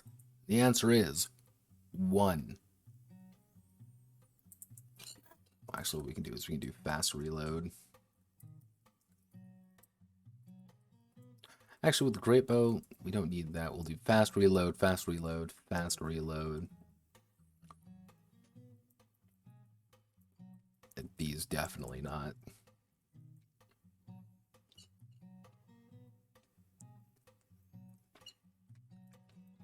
Actually, we can do it. What we can do here is we can put in complex reload, complex reload.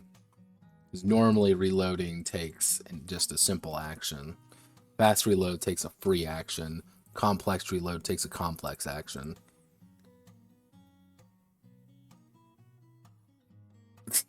I don't know what's really great about a great bow. That was like, you gotta remember, like, a lot of these weapons were meme weapons that I needed for a game based off of like JTRPGs. Hence why we get the Great Oak Staff. Where was it? Oh yeah, the Guardian Thorn, which was just massive. The Juggernaut Maul. So yeah, like great bow. I don't think great bows are actually real. Let's do a little bit. Let's do an investigation, kids. Why want a great bow? That's not a good sign when TV tropes shows up first. Yeah, okay, great bow might be going the way of the dodo. Hello, anime grill.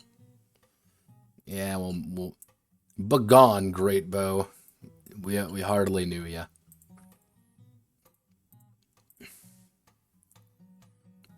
To the Google machine. Na na na na na. So, fire rate. You're also going to be amazed when you discover the fire rate is 1.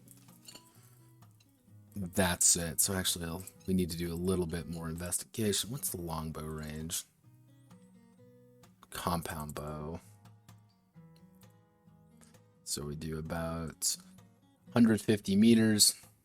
Recurve bow about 150 meters. Short bow will do only about 100 meters. Oh, we'll do about 80 meters. Not very far. And that is like max range as you like yeeting that thing over 120 meters, and we'll do 100 meters. Is this accurate? Probably not, but it's better than nothing.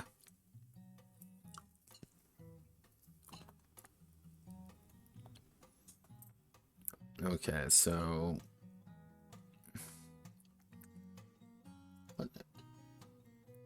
Pierce 1, Pierce 2. Okay. Yeah, nothing too impressive here, actually. Yeah.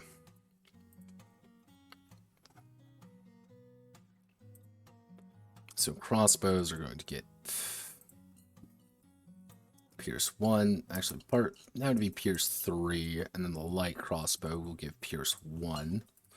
Pierce is just going to go straight through armor, just like it ignores it, because I am lazy and use the same things over and over again, because it's a meme. Short bows suck.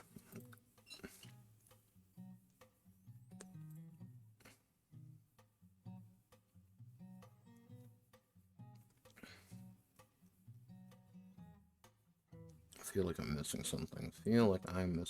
What am I missing? Notepad, Notepad, what are you missing?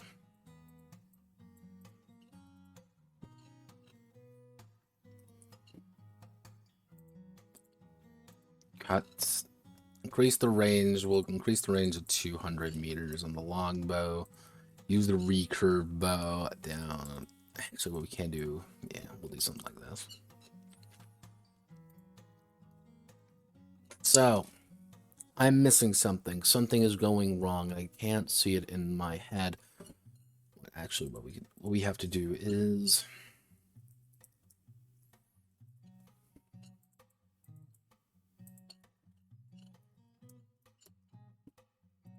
I know what we gotta do. We gotta put the ancient tag on some of these, because these are old weapons. But you can also remove the ancient tag if you actually use real ammunition for it. Then why are we putting it on here? Stop that, Notepad. Stop that. Think.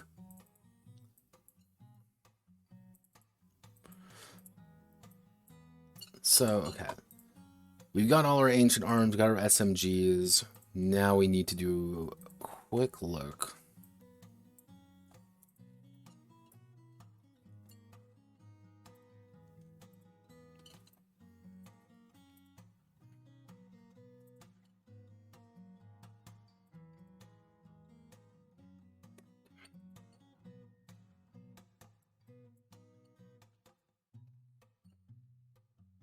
Where are you? Not ammunition. We need to be like dedicated guns. So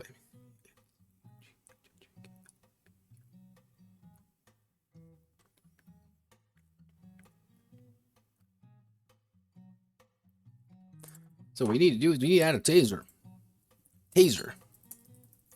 Taser, bonus to hit, 0 damage. It's going to do, we'll call it 3d6 plus 1 stun damage. Doesn't do any actual physical damage, just stun. It's going to have 1 magazine charge into it. It's going to have fire rate of 1. It's going to have a distance of 10 meters. It's going to be really close. Nope. And it's concealable. Actually, what is the range of a taser? What is a taser range? About 10 feet.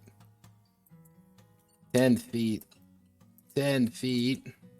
2 meters. That's about 3 meters, right? Yeah, that's about 3 meters. Yeah, we're also dealing with space one, so it would be 5 meters. There we go. Congratulations. Hopefully you enjoy your new weapon. Taser. Okay, looks like we're pretty solid there on all the weapons. So now we have to add in all the tags. So we add in all the tags. We're going to go to list of weapons. We're going to have to go to the tags here. Look at all of these. Add them in right here. Or I could do this later when I'm not wanting to hurt someone, because there's going to be a lot of this. Why are you all in the 16-point font? Why? For what reason? Actually, be a 10-point font. Make my life even easier. So, yeah, I'm going to have to go through all the tags. That reminds me, I need to look at... Our shield's important. I mean, we could put it into armor. Yeah, that's what we'll do. We'll put it under armor. And no one will know the difference. Gamer move.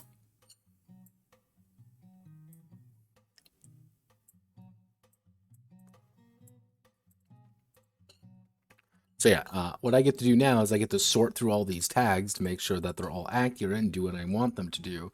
If they don't do what I want them to do, I get to feel incredibly sad about my life, and it'll be great.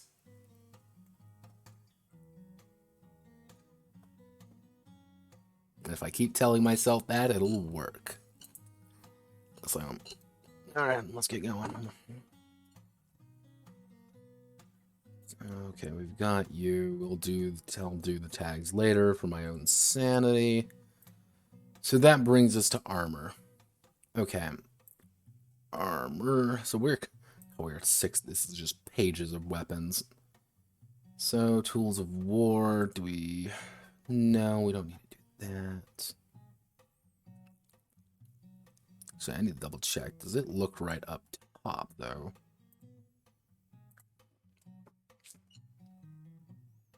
It does. So we get to add in now. Cancel you out. Cancel you out.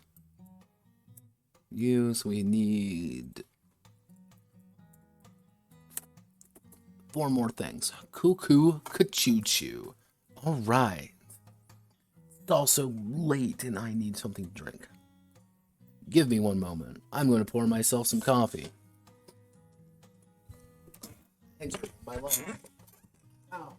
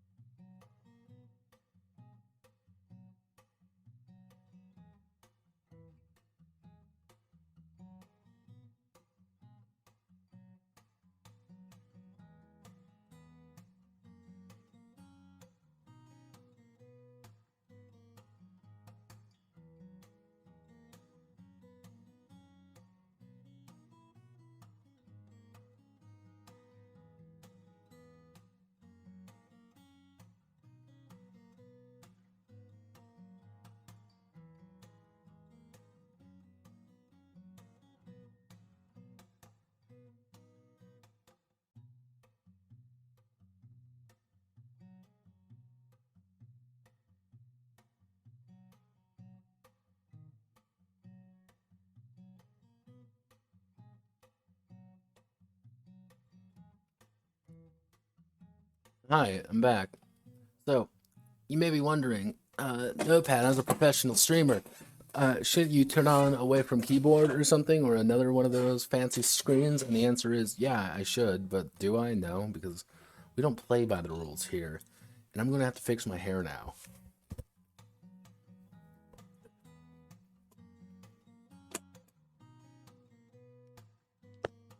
God bless this long hair.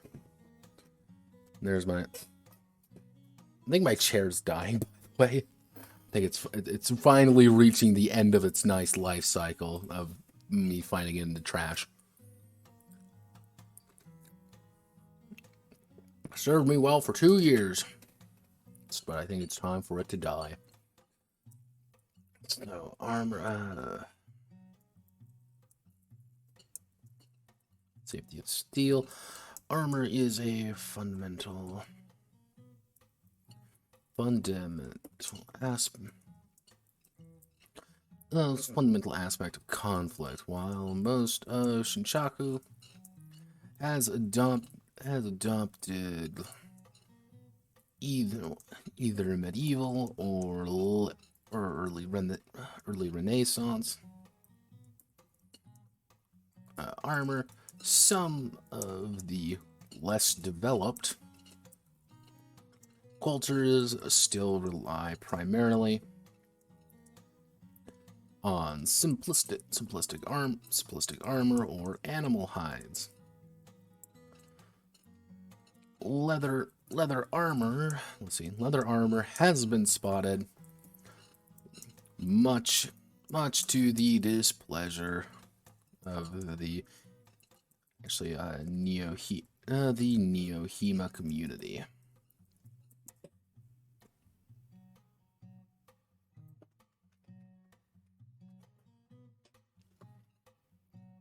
Simply because I find Hema people amusing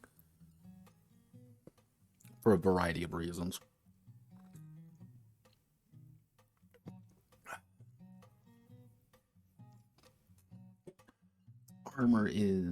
Armor has three. Actually, how do I want to do this? Okay, Armor has three. Actually, no. Fuck. Okay, Armor has two. Actually, it would be four different values. Perfect defense. Actually, it would be damage reduction. We'll do damage reduction. Perfect defense. Weight and coverage. Damage reduction is the flat amount of damage that is reduced when the character takes damage. This could be from just a flat amount of damage that is reduced when the character takes damage from most sources. Actually, takes damage. Different kinds of armor. Actually, how do I want to word this? It's 5. And actually, what we can do is we can call it 5 different. God damn it! Because one thing I have to consider. What's the difference between Kevlar and plate? Quite a few things. So let's actually do a little bit. So we need to do plates armor, chromatic.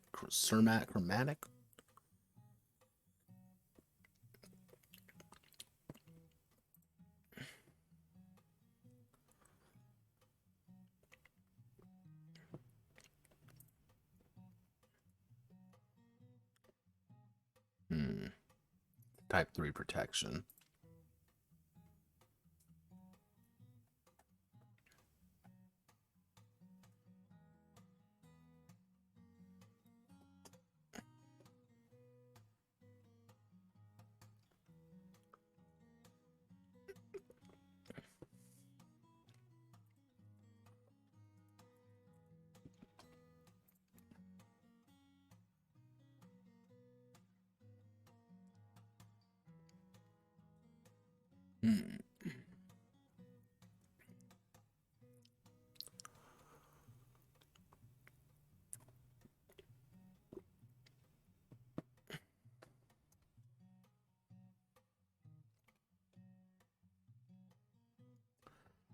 The armor comparison table. Leather jacket, Skinner anomaly.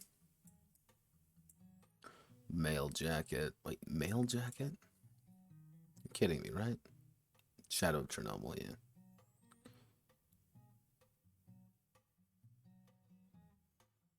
Okay.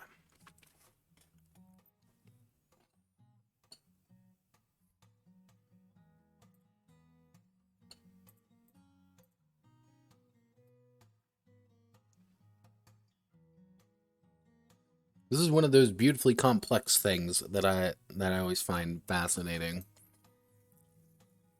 How do you simulate armor? Armor is like one of the most like comprehensive and most difficult things to actually simulate in like any game ever, because of there's so many ifs and or exceptions. Like D&D, armor doesn't really do anything. That's the joke with armor, and AC armor doesn't do anything. Because all armor does is increase or decrease a chance to get hit. If I hit you with a sword, I'm going to do damage. That's the thing. However, AC is a kind of like an anomalous thing. which is like, oh, it's just your difficulty to get hit. Oh, my AC is, 17, if I'm not wearing any armor, it's because I'm just hard to hit. But if I were to put on armor, it'd be less to hit, but I would still do full damage. That's why it's kind of that very bizarre thing where you can put on plate armor and something like D&D and technically take more damage than you normally would. Kind of contrasting this, you get certain other games where it's like sectionalized armor, like it was at the top of my head. You have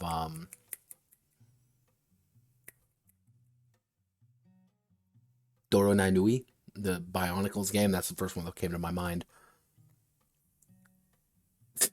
Where it's like, okay, I'm going to do like a called hit to, or it's like, okay, I'm going to attack you, and I'm going to do this, and for this, like, Warhammer Fantasy does that. Where it's like based entirely off like locational armor, but then you can sometimes get some weird things where it's like, my right arm has armor 6, but my left arm only has armor 3, and my chest has armor 7, and to hits, hit points and things like that gets really odd at that point. Because it's like, do you base it off of like a general stat, or do you like individual body parts? Usually when I do that, it's individual like body parts, but I'm tracking individual body parts at that point. It's like, yeah, your arm's broken or your arm's destroyed. That's the point.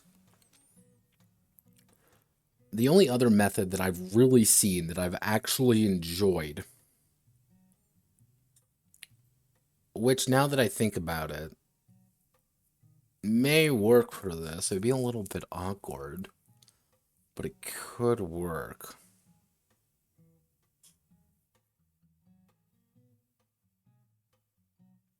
Is more of like an endurance system.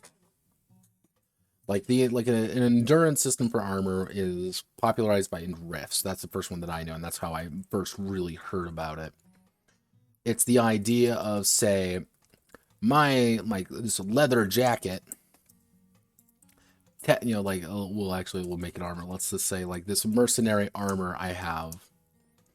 It has instead of like 3 AC or 4 armor value, what it does have is 150, MDC.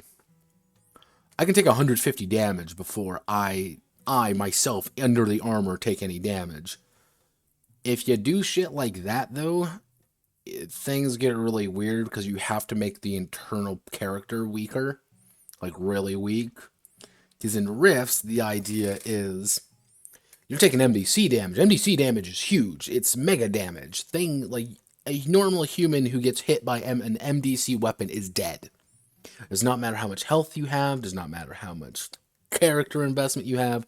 You get hit by an MDC weapon, you are gone. You have been evaporated from existence, and nobody likes you anymore because you're dead. That's why everyone has to wear the really heavy armor. And anytime you see Rifts, you see everyone in the crazy looking armors. That's the reason why. Because it's MDC armor. If I wear like a thing of plate mail in an MDC setting, I'm going to die because the plate mail doesn't block anything. But if I wear MDC armor in an SDC setting, suddenly no, I'm invincible. However, dealing how the megaversal system works, you technically, if you bring MDC items into an SDC world, everything becomes SDC. But if you bring SDC items into an MDC world, some things stay SDC, some things may become MDC, except in certain cases.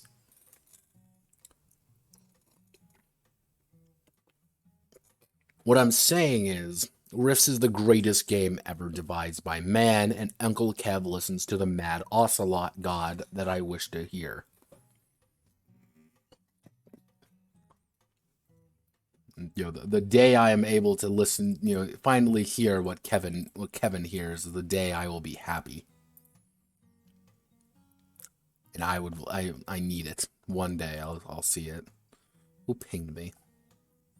Why do people ping me? They shouldn't. But they do. It's usually me being called an Epstein appreciator. Remember, kids, don't tell anyone you actually like the combat of Necronica. So what we can do here, if we flat amount of damage is reduced when the character takes damage. Actually, what we can do actually is modern body armors.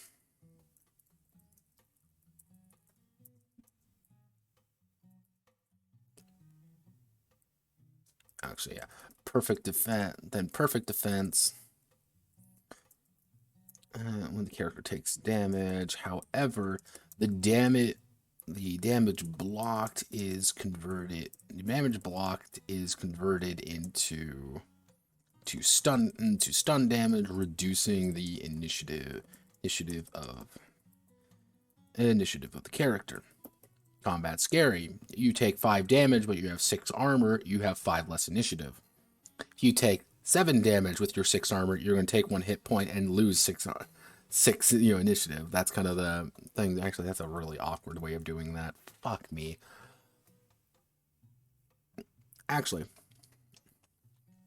here's what we can do. We can do damage reduction, what we'll call perfect defense. Because I want to do... Because initiative crashing is such an important aspect of the game, and if we don't do initiative crashing right... This is where things get complicated when it comes to like adapting Shadowrun, because Shadowrun obeys a completely different sense of logic when it comes to armor, because how armor works, it's not DR, it's effectively a amount of dice you roll to see what you soak. So if I have a soak 4, for example, I roll my dice, every success I get reduces the damage by that amount. So if if they do 6 damage to me, I roll my 4 dice and get 4 successes, I only take 2 damage because my armor soaked it. There is a chance that your really heavy armor will soak no damage because you rolled poorly and you suck. And you're lame and the loser and playing Shadowrun, but that's kind of a default. So, let's see, reducing the initiative of the character. But initiative crashing...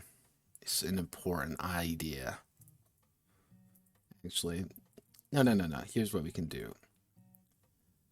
Damage reduction is the flat amount of damage that is reduced when the character takes damage.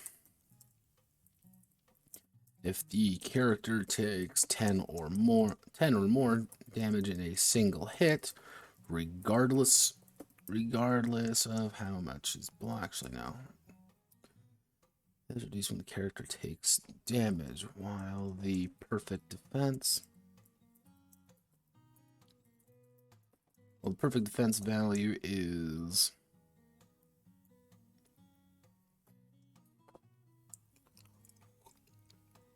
Well, characters are fragile enough. Actually, characters are fragile enough. I can probably get away with this. While the perfect defense value is... a set amount of damage that is a set amount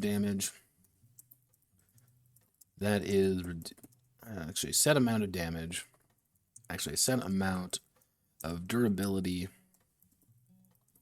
The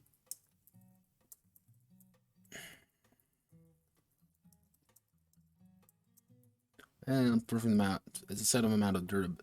Perfect defense value is a set amount of durability the armor has that will automatically convert. That will be reduced. Before health is reduced.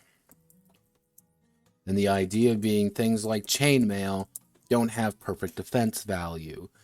While a Kevlar, let's say, for example, a Kevlar vest might have DR3, but it's going to have PD 30.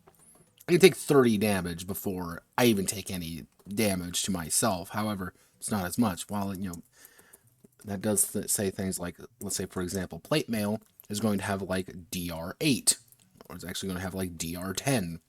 It's kind of hard to get through if you were just attacking it. The idea, though, it has PD 0. So you want to know what you do with someone who's wearing plate mail? Click, click, click, click, click. Chick, chick. I have armor piercers, and I'm going to shoot you, and you're going to die, because I'm going to go through your armor.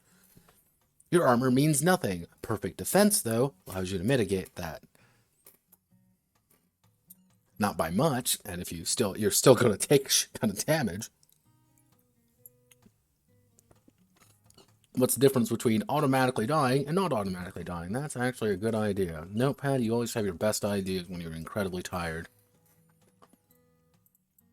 Okay, so health is reduced. Weight is how heavy the gear is.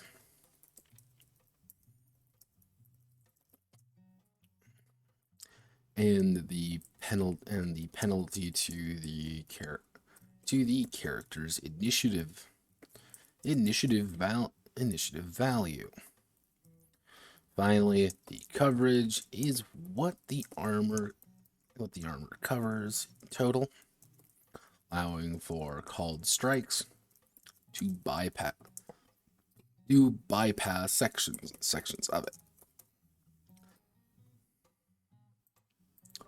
What does this mean? What this means is, drumroll please, he's not wearing a helmet. What do we do against the man who's not wearing a helmet? The answer is shoot him in the head. I have adopted. Shoot the bad man in the head when he doesn't have any armor there. So, how do we want to do this? How do we want to handle this? Make it simple. Make it simple. Yeah, that's what I'm saying. Think smart, not words. That's what we should do. Think words, not smart. That's my entire streaming career at this point, effectively. So we want to do armor. PD. Actually, no. We want to do DR, PD, weight, coverage.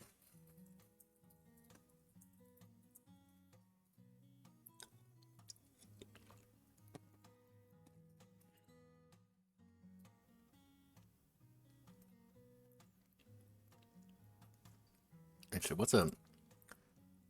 I need just a basic list. Actually, I hate doing this, but D&D armor.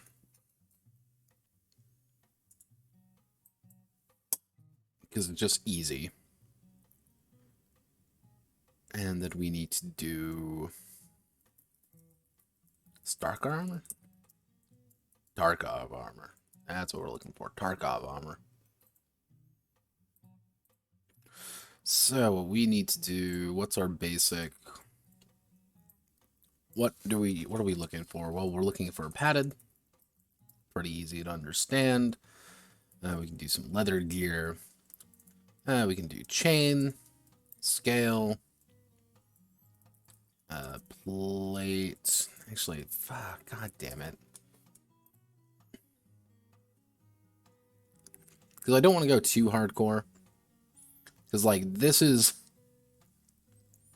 some of the shit I was working with when I was doing Fear and Hunger, where it's like I went really into armor, where it's like, yeah, commoner hats do that, cloth head wraps do this, male coifs do this. Like, it's very specific. But actually, that brings me to, I know what the console, Battle Brothers armor. So, okay, we can keep that right there. Bootle Brothers. We like Bootle Brothers.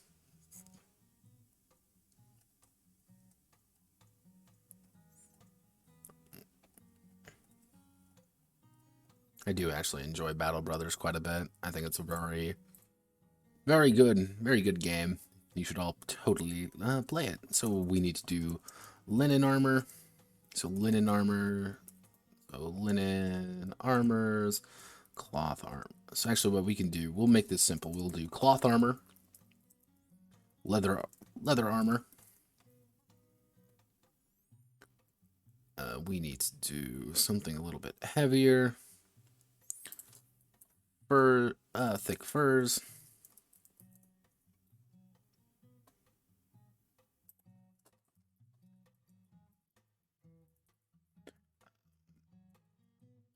So we'll do hide arm. We'll do hide armor. We'll do fit.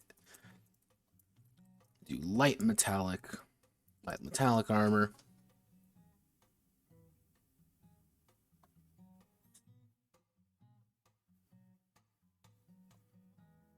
Scrap metal.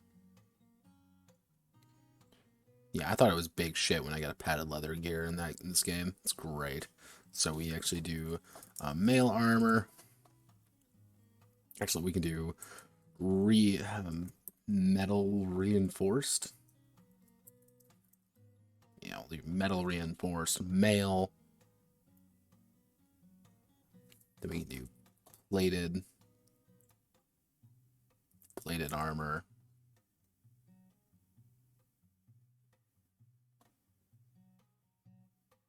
Lamellar breastplate. So it wouldn't be mail armor at that point. It would be plated armor would be that. Rugged scale, mail havoc, light scale. So we actually do, we'll put scale armor in.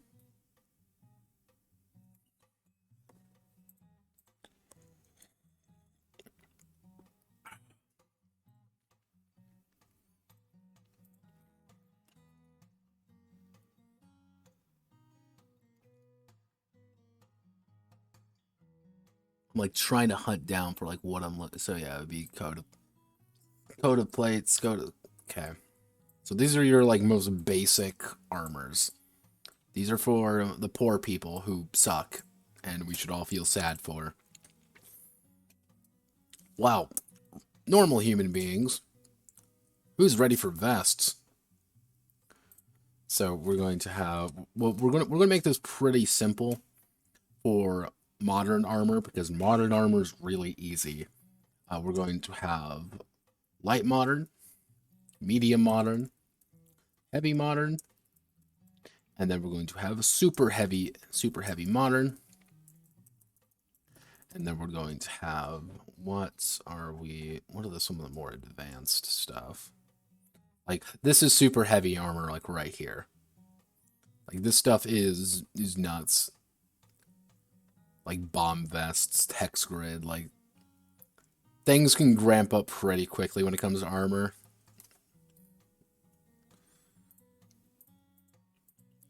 But again, simulating all of like the intricacies of armor, don't do it. Don't do it, please. I beg of you, as someone who has unfortunately done things like that, don't do it. Let's actually do stalker armor. Stacker, that's... What the hell is this?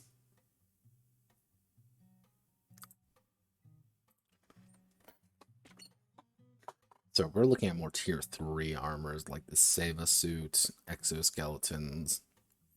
What's the military honor?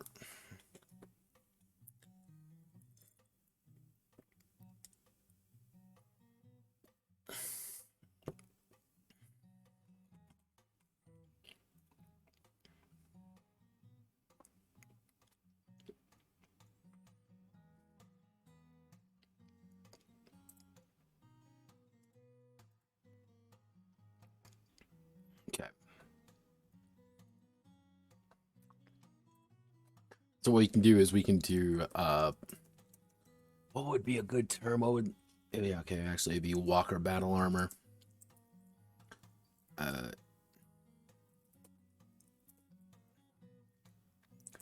Expedition suits. And what would be a good name for an armor of people who go on, who are pretty much dedicating themselves to go on a mad adventure across the fucking... Why do I have alerts here? What do you people want? You're all... Why'd you tell me that they're an alert? Oh.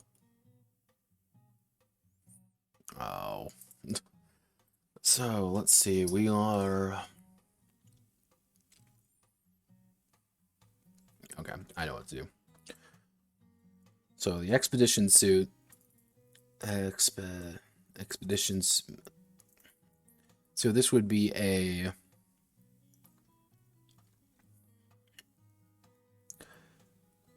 Mobile Infantry Assault Squad Armor.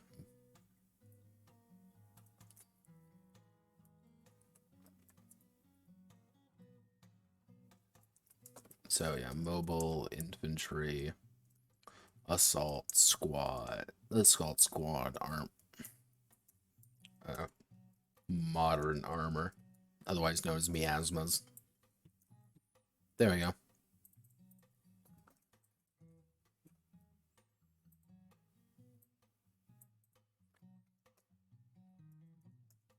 Miasma suit. There we go.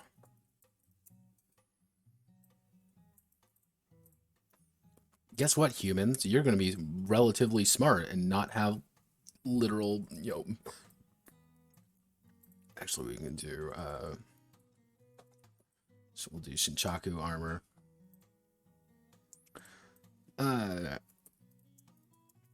Modern armor.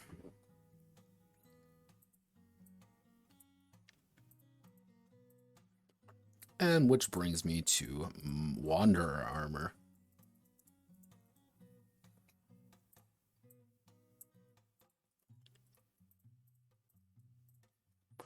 Okay, now things get a little bit complicated. So we need to determine what the damage reduction of all these things are going to be.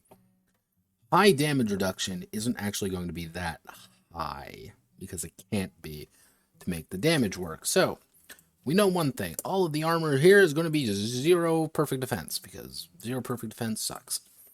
So, weight, we're going to... So, light is effectively going to... So, none or light is going to be 0. Medium is going to be 2. Heavy is going to be 4. And super heavy 6. That's a lot, though. What are we looking at for our averages? High ethnotypes.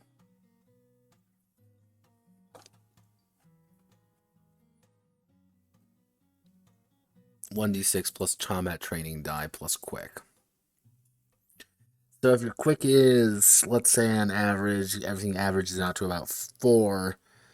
1d6 plus 4, so 6 is going to be a death sentence, possibly, which is exactly what I'm thinking it should be. Yeah, okay. You are going real slow in super heavy armor. So, cloth armor, 0. Leather armor is only going to be 1. Thick furs is going to be 2, because it's a little bit awkward. Hide armor, 2. Metal reinforced armor, 2. Mail armor, 3. Plate armor is going to be 5, and scale armor is going to be 3. I'm thinking 3. So we're going to say cloth armor, all leather armor, all thick furs, chest only. Actually, yeah, chest, only really the chest. Hide armor is going to be chest and limbs. No head. Metal reinforced armor, all mail armor, all... Actually...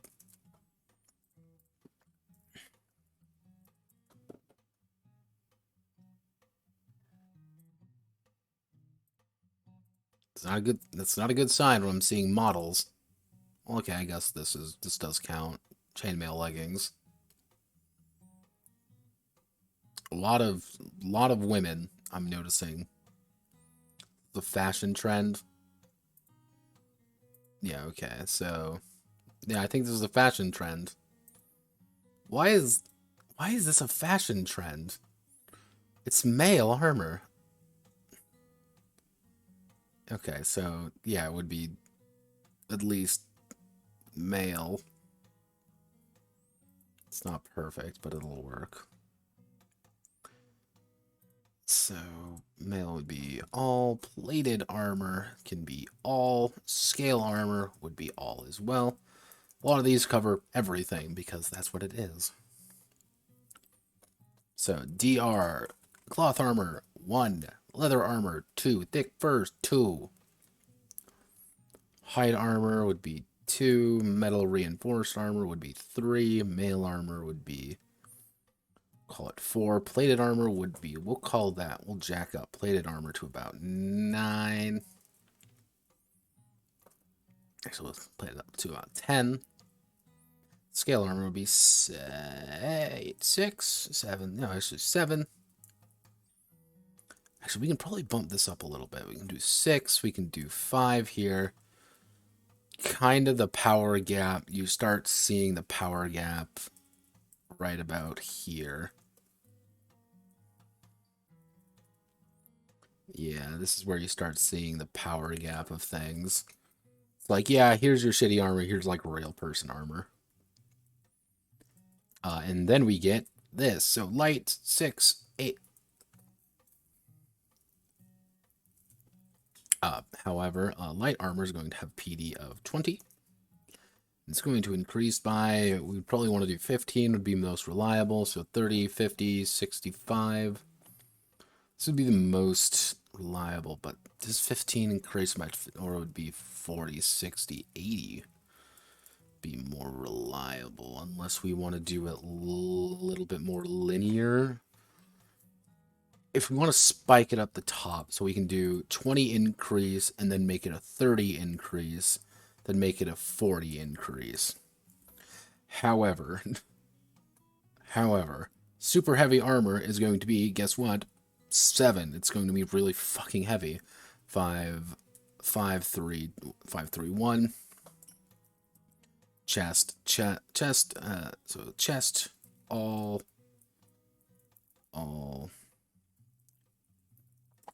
chest, all. Light modern armor is not really that heavy. So now we get to the battle armors. Walker battle armor. What is Walker battle armor? Walker battles would be... I drank all my coffee already. A Walker battle armor would be for someone who is not exactly a... This is like standard, we're going to Shinchaku to shoot something. So it wouldn't be actually that great. So we'll call it about 5. Its PD, though, would be about 50. Its weight would be about 2. Actually, it would be about 1. Coverage, all. So it's about, it has higher perfect defense than medium armor, but it's about a little bit less than medium armor. Expedition suit, this is directly related to people who are just going on expeditions for their own safety. They're going to have something akin to, we'll call it 2 and then 30. Weight 0, coverage all, and then a miasma suit, these guys are for fucking tank people who are absolutely terrifying to deal with. DR13, and they're also going to have 150 PD with a weight of super fucking heavy. Actually, what we can do is we can bump you down to 6, bump you down to 4, bump you down to 2, and then make you 7. Coverage, all. But a miasma suit also makes you an unkillable tank monster, so that's okay. We like being untankable kill monsters. Yeah, that's a word. If you haven't hit yet, I'm running a little low on Steam, and we have a lot more stuff to do. But I said I was going to do it, so I'm going to try my best.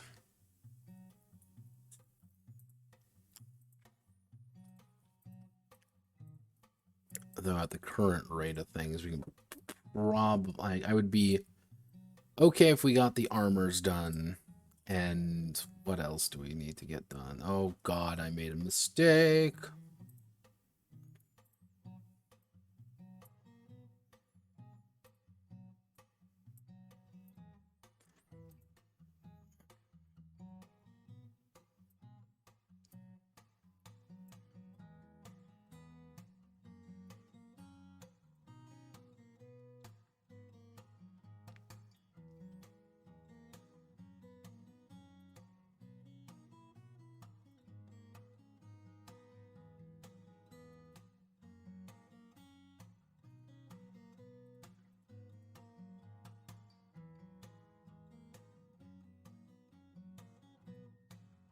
Just realized I didn't format this right.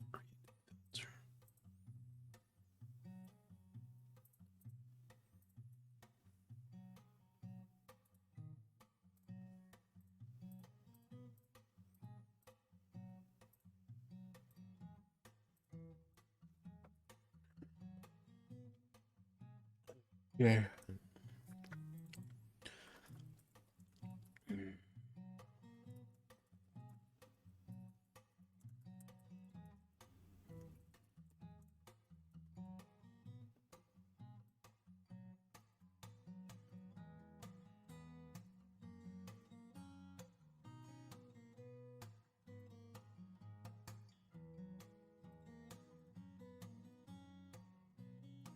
I'm being silent, it's me just focusing.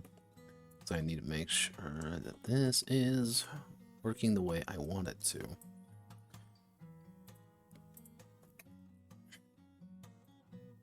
Nope, don't need you there.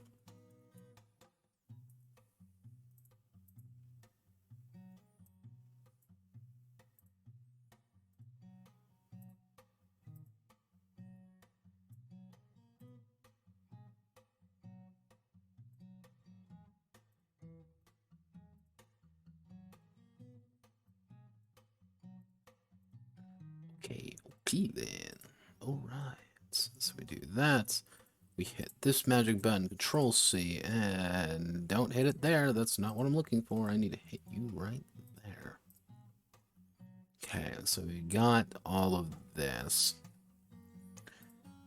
So armor is officially in. So since armor is officially in, I want to do cybernetics tonight. Do I want to do cybernetics tonight? I don't think I actually want to do cybernetics tonight. So, okay, here's what I'm going to do. I'm going to call it here for today.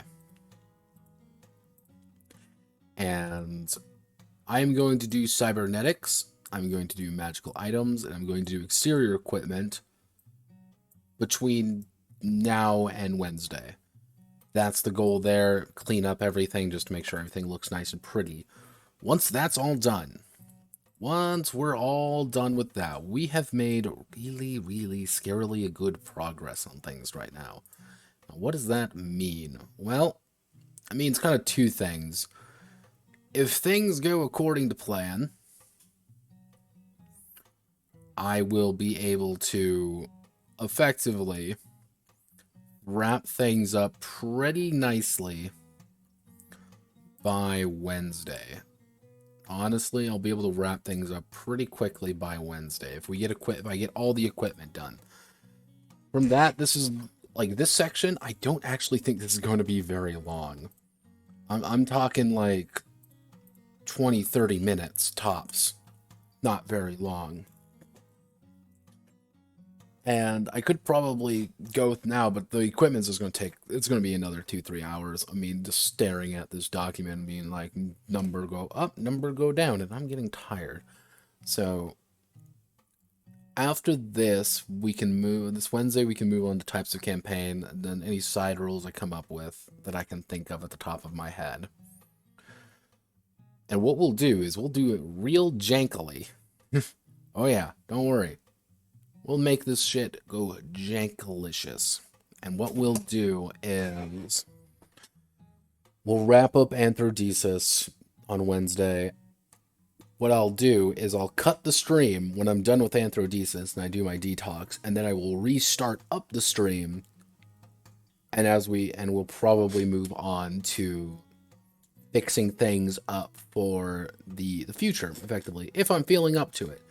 If I'm not feeling up to it, if I'm not feeling good, or if I forget to do the items, because Notepad does silly things sometimes and doesn't sleep properly, then we'll just call it there. However, this week, rest assured, we will get done with Anthrodesis Dissonance. After we are done with Anthrodesis Dissonance, we will move on to pretty much fixing up all of the other projects, because Notocracy did finish. And with the end of Notocracy, we have the list, the new list, that is. And the new list is unfortunately anime.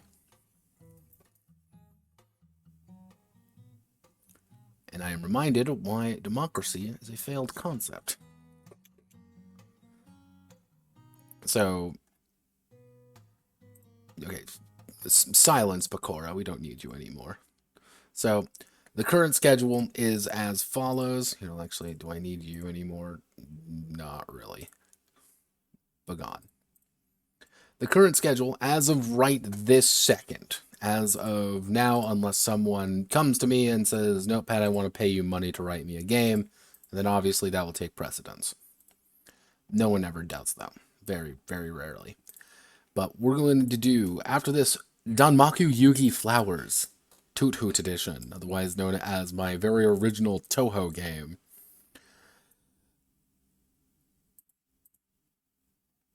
God help me. That's all I got to say to that. God help me, because this is going to be a nightmare on wheels, but it's going to be a Danmaku game at its core. And because it's going to be a Danmaku game, we're going to have to make an entire dice system. We're going to have to make an entire game system around bullet hell. And I am curious to see how I'm going to do it, because I don't know yet. From there, we're going to be fixing up Wolves, Sheep, and Shepherds. That was one of the reduxes that people really wanted. It's going to be cleaning. That's all it's really going to be. It's going to be a lot of cleaning, a lot of me going through and like, no, fix you, no, fix you, no. And I need a better name for this. Like this name sucks. But it was originally Project Eros, and it didn't really keep the name accurately, so... then we have Iron Hunter here, which was the only non-anime one, which we'll see. This is a game directly inspired by another game that I saw that I fucking hated. I hated this game so goddamn much. It was Hammer and Stake. That was it.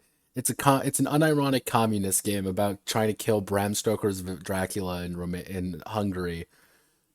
And the original the writer has absolutely zero self-awareness, I've learned, and he isn't quite comprehending that if you set a Dracula story in the Eastern Europe, there's a potential that some people may attribute it to Vlad Tepes.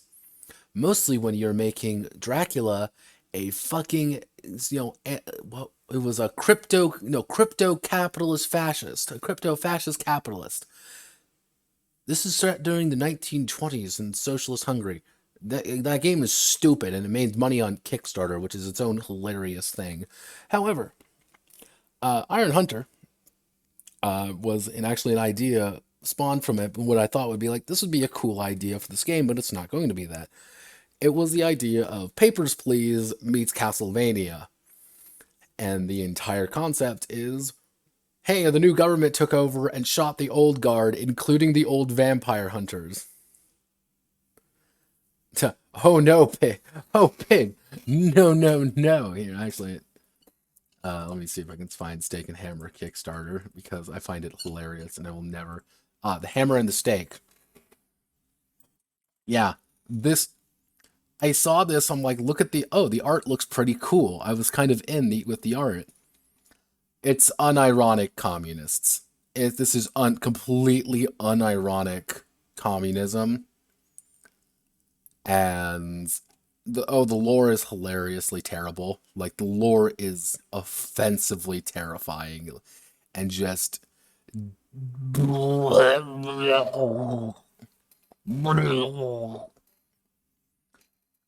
For context, the Russians, the Bolsheviks in 1920 are the ones who have money. And it's like, oh no. But yeah, they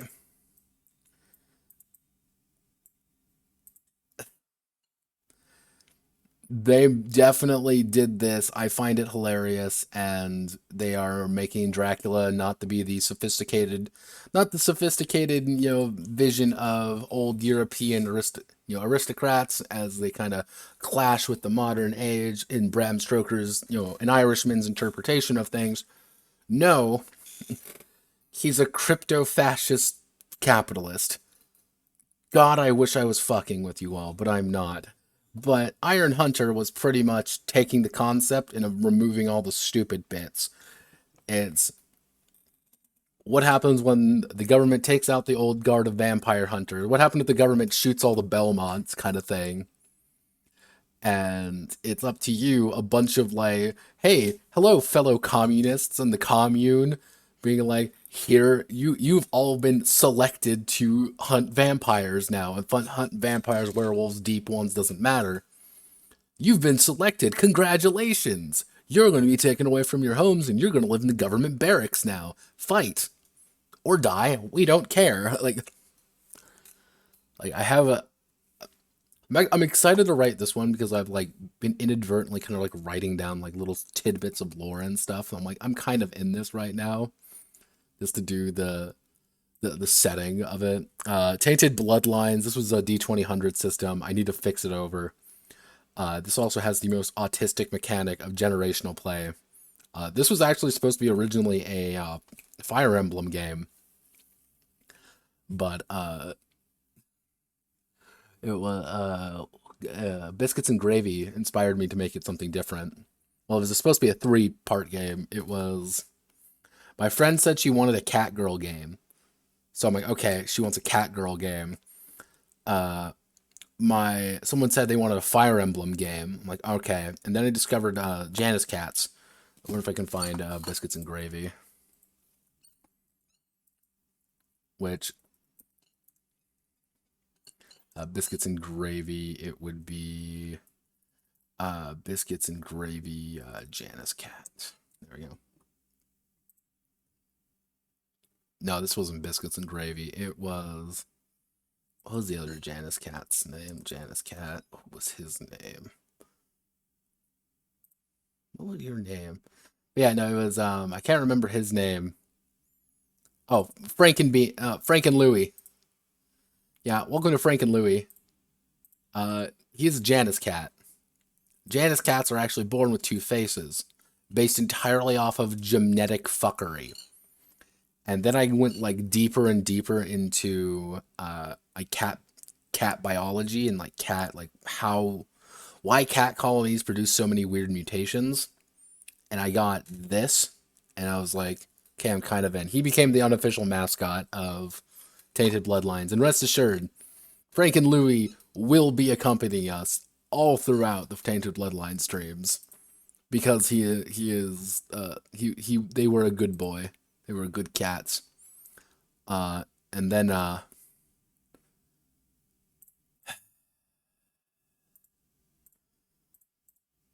people wanted a thing. And give me 1 second. I need to pull up the correct song to replicate what my life was when I saw this got any votes.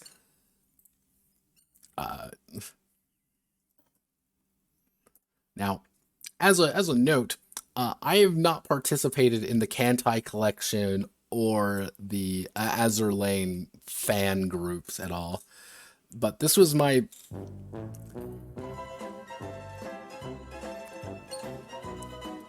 I was in pain. iPhone. Why, people? Why do you want this? Why do you want Kantai collection? Why do you want Azur Lane? Why? Why, though?